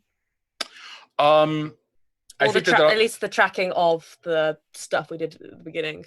I think the tracking at the beginning counts as the second one there. And I think the watching the world burn definitely falls into your beliefs, drives, heritage, and background. Perfecto. So that's me already fill up on that thing. Very cool. Up there. Beliefs, drives, heritage, and background. That was that one already. And then the whole thing with Jinx at the beginning, and also I can only have 2, but also depending which one you want to use, deciding to stay with the crew when she could have left. Either or count in my book. So yeah, you would be another, the second one there. And then I think you were the only, well, no, it's actually Sky just did this as well. I I think there are 2 distinct cases of you struggling with your vice, so that you get 2 XP for that. Because there was the you handing off and then taking the lure immediately, and then you handing off. Okay, God, Cat. You handing off the lure again, kind of a thing. So I definitely think you get 2. So that's 7 altogether for you. Yeah. Oh God, busy day. Yeah, busy no kidding. day. Let's round it up to 30, just because. Let's just round it up to 100. Hey, Tren. Tren. Sorry, I'm looking at, no, you're way down here. The camera's up there. I'm looking at you out of respect, but I'm not looking at you. Yes, sorry. I'm hearing 100. Right. So I'm going to put in 100 because that's what I'm hearing. Right. Yeah, that's about right. So I'm now OP. So you were holding up one finger for 100, right? That is what you were doing. Okay. You're number 1. You're number 1. Oh, great. Know. Season finale is gonna be fine, guys. I've got everything. Oh yeah, it's gonna be perfect. So let's go to Hocus. What? Oh, XP. XP. I'll take it. Okay, so 100, you say? Yeah, that's great. So desperate action. I don't think I had one. Nope. I didn't really roll at all. Nope. In this thing, I role played, but I didn't roll. Yep. Addressed a challenge with knowledge, arcane power. Yeah. Once or twice. So we'll call that 2. I would call that twice because you've got the hooking of Sky's sister. Yeah. That's You've also got the circumstances around the spirit bottles, essentially. Yeah, and more. Well, and more. And then beliefs drives heritage. Yeah. Because of beliefs, helping everybody say, okay, let's just get rid of these birds. And then his history with the demon. Struggle with issues from my vice or traumas. Yeah. So probably 1 for that. No, I think 2 because I think we need to deal with the fact that you also were, along with all the arcane activity that you had to do. You had to hook somebody. You had to look in, to deal with spirit bottles. You had to have a conversation about your background and heritage and all of that. I really need to think. I think that it's important that both of those get acknowledged. That you get 2 XP for that because there was so much going on there for you as a character. Okay. So 2 XP, and then I think that's it. So that's 6. Those all go into playbook advancement? They go wherever you want. Yeah, because I didn't roll anything, so it wouldn't go anywhere else. Well, no, they don't. They're not forced to go anywhere. They go wherever you want. They can go in your attributes, your attribute trackers, or your playbook advancement. Oh, okay. So either or. All right. Finally, man of the hour, Jinx. I mean Grin. Either one. We said it at the same time. Jinx. You owe me a Coke. All right. So desperate actions. Any? No, desperate. No. Violence or coercion? There was that one small incident at the end. Okay. I don't know if that is worth 2 just for the sheer size of it, but it's at least 1. You killed 6 individuals. I think I can argue that means 2. Okay. Unless anybody has an objection. Sounds good to me. Beliefs drives heritage or background? Did cover some of that with Sling at the beginning. Okay. And also at the table with everyone talking about wanting to destroy every last Imperial. So okay. All right, so that's 2. Did you struggle with your vice or trauma? I don't think I didn't really touch on my vice. I think when you were at the bar at the beginning, number 1, you took the bottle with you. I don't know if that counts. And also, when talking with Sling about it, you said, Jinx is a myth. The real me is a drunk and always was a drunk. Oh, that's true. I like that. I think you at least deserve 1 for that. Nice. Yeah. Yeah, I think it's wonderful that you're drunk. Yeah. That's 5. Okay, excellent. And now we really one thing that before, so he killed 6 people. He killed 6 people. Technically, he then immediately walked out carrying 13 of them. Does that net him anything? Because there was the 12 people in the box, and he's got muscles over. So superhuman right there. No. Yeah, it's not a one for one kind of a thing. It's not a one for one thing. It really isn't. But the spirit One bottles are the XP size of a per loaf soul. of bread. That would be an interesting game, and we could do an interesting hack for Blaze in the Dark. But no. Okay. All right. So crew XP. Right. So, execute a successful smuggling or acquire new clients or contraband sources. I think the fact that we acquired those spirit bottles is a contraband source. And we smuggled them away from a demon. This is true. We kind of snuck them away in our cart, or started to at least. You don't know that you smuggled them away from. Well, I would call it a contraband source versus smuggling, but yes. So we'll get you one there. Yes. Challenges above your current station. The 100 maybe blue coats outside our door? I think that definitely fits. Also, maybe our plan to literally destroy the entire city. I would suggest that the situation with the blue coats counts as 2 in and of itself, because Ari addressed the situation with manipulation or deception, and Jinx played cleaned up. Yeah.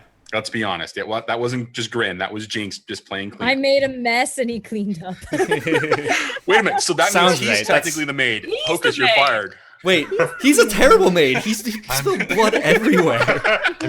I'm fired. I'm glad that bird is not on my arm now. He didn't want to do good Different maid, kinds he of wanted a maid. messes. And technically, Sling shot 2 of them as we were leaving. So is that a 3-fer on the?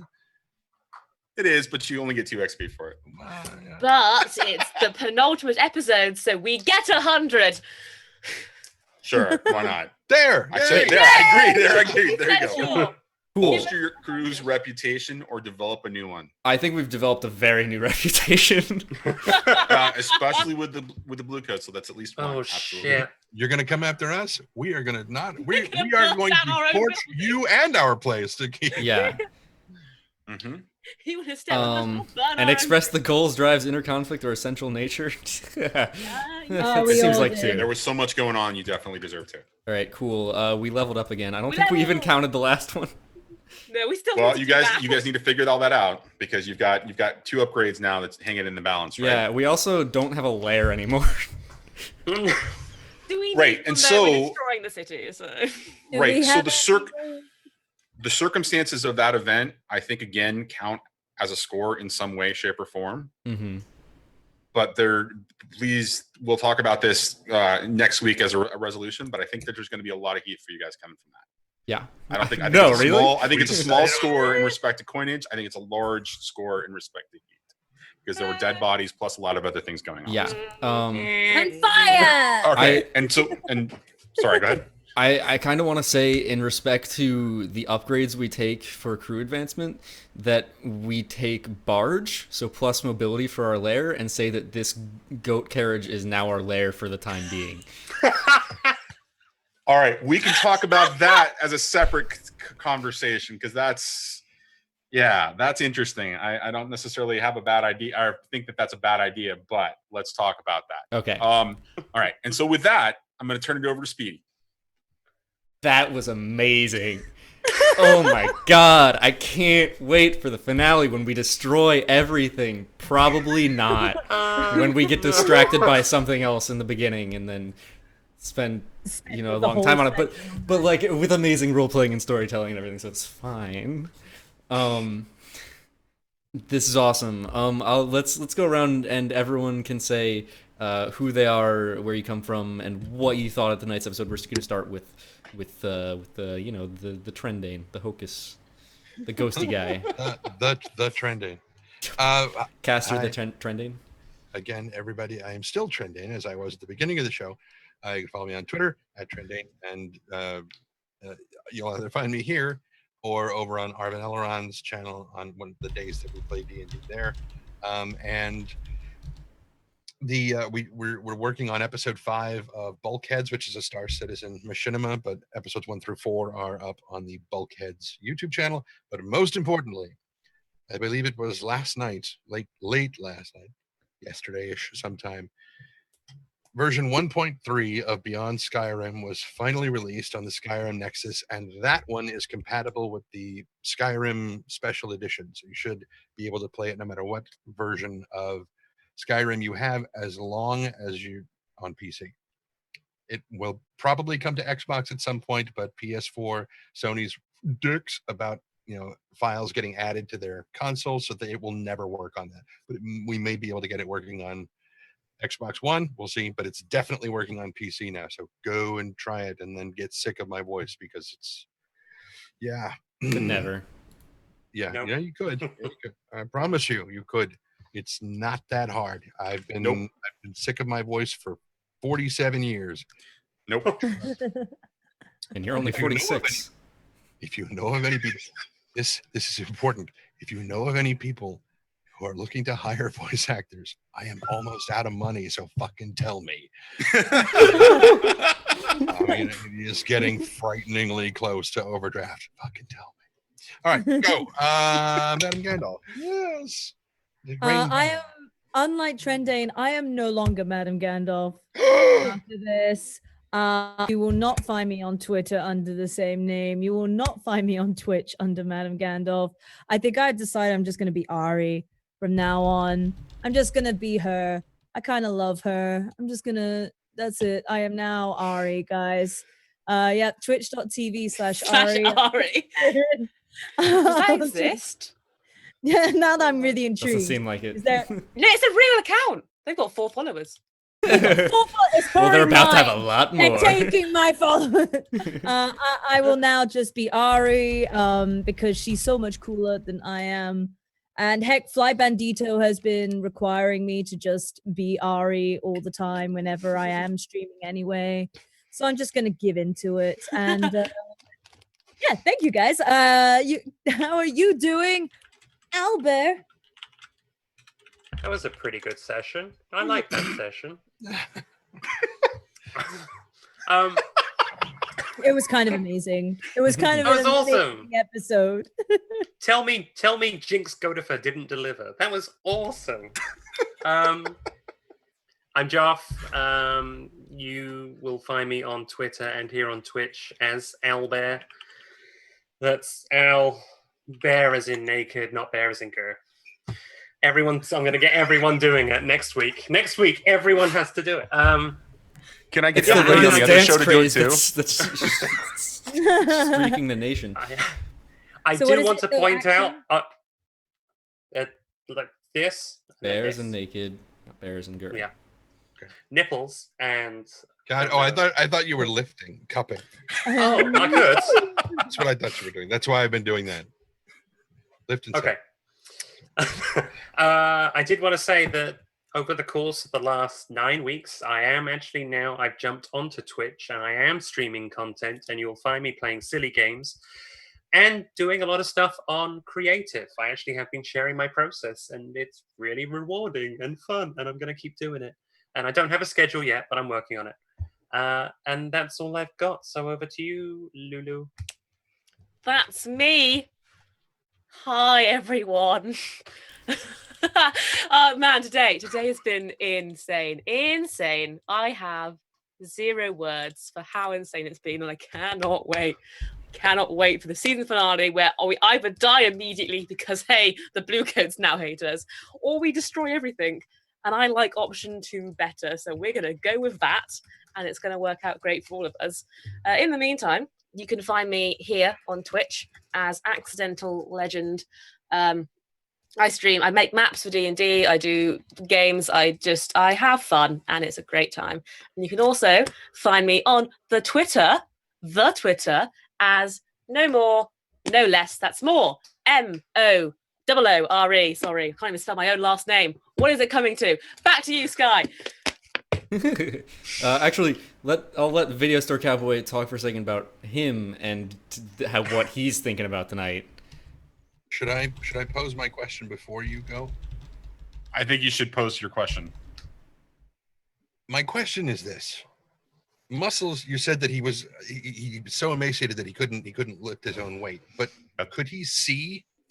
Was he capable of seeing? Yes. Did he just in his in his emaciated, just probably not quite all there, did he just see, as a Scovlander, just see Jinx Goatifer rescue him from 6 people? Yes, yes, yes, yes, yes, yes, yes. Yes. All right, go ahead. Is it negative? Is it It's negative? positive. Is it negative? It's positive. Does it glow? Is it a negative glow? It's a very positive glow. You are going to have to find out next week. But I think, and you know, I might have pull with the guy who knows. I think you might be right. So with that question out of the way, I can't even begin to tell you guys how amazing tonight was in respect to plot development. Again, every week, each crew does something completely different that I don't expect, but does it in a way where I'm just like, what am I going to do next week? I literally am left thinking, what can I do? What can I introduce into this situation? So yeah, thanks guys. I hate you all. But with all that in mind, I had a wonderful time tonight. Thank you very much. Yet again, just amazing stuff. And I can't even do an outro of quality. I'm Johnny. Contact or information's in chat. You guys can find me wherever. I'm done. Stick a fork in me. And back to you, Speedy. Dude, you're doing a fantastic job. I'm glad we can make you hate us more every single week. Because we love messing with you more every single week. Thank you so much for providing that for us. It's a good time. Valuable service. And everyone, all of the players have been fantastic. The role playing today was insane. The character development, the everything. I love you all. I love all of you. My name is Speedy. I run this channel, NotSoSpeedRuns. This show, 6 and 20, is a collaboration between VideoStoreCowboy, myself, and Unmade Gaming. It's currently run on both Unmade Gaming and my own channel. I'll throw a cast command in chat for Unmade Gaming. If you want to see the other side of the story, you gotta go check out the Shrouds show over there as well. Also, we are currently running a giveaway for Blades in the Dark. If you're at all interested in checking out the system that we're playing in, or you already are familiar with it, it's so good. It's so good. I think I would like it this much. Yeah, it's love it. It's become literally my favorite RPG system, hands down. So if you're interested at all in getting a copy of that for yourself, you have a chance to win it if you enter that giveaway. The link is in chat right there. Also, we have merch. 10 days left, I believe. Yeah, 10. I think we're 8 days left. 8, we're ending yeah. next. Less than 10. We're ending next days. Friday, I believe. Mm-hmm. Yeah. So this was the penultimate episode. Next week will be the ultimate episode. You can catch the final episode of the Shrouds on Wednesday and the final episode of Phantom on Thursday on this channel. And then I don't know if we announced it what we're doing on Friday, but I don't know. No, I don't think we've officially announced it, but we probably should. Yeah. I don't think we've I would decided on a love to time know yet. what we're supposedly Yeah, doing. we on Friday. don't know what we're doing on Friday. you're not doing anything. I think what the general idea is that we're gonna do a roundup or a closing off, like an end of season show where we just talk a little bit about everything that's gone on into this, and we'll do the contest announcement, or even the winner at that point, and then we'll talk also about what the plan is for season 2. So for those of you who we haven't talked to about season 2 yet, we will be talking to you very shortly. Okay. Season 2 is going to be a thing, and it's going to be crazy. It's going to be nuts. It's going to be nuts. God, I can't wait. But yeah, so make sure you're following Johnny at Video Store Cowboy for that. I believe we're going to be running the Friday thing, the talk show on his channel, and announcing the winner of the giveaway then. So be sure to check it out. Thank you guys. God, this has been awesome. We are going to be ending off this show with a raid, as we always do. We're going to go ahead and send a raid over to Actual Play, where Sean Nittner, who's one of the people from Evil Hat, who produces Blades in the Dark, is currently playing...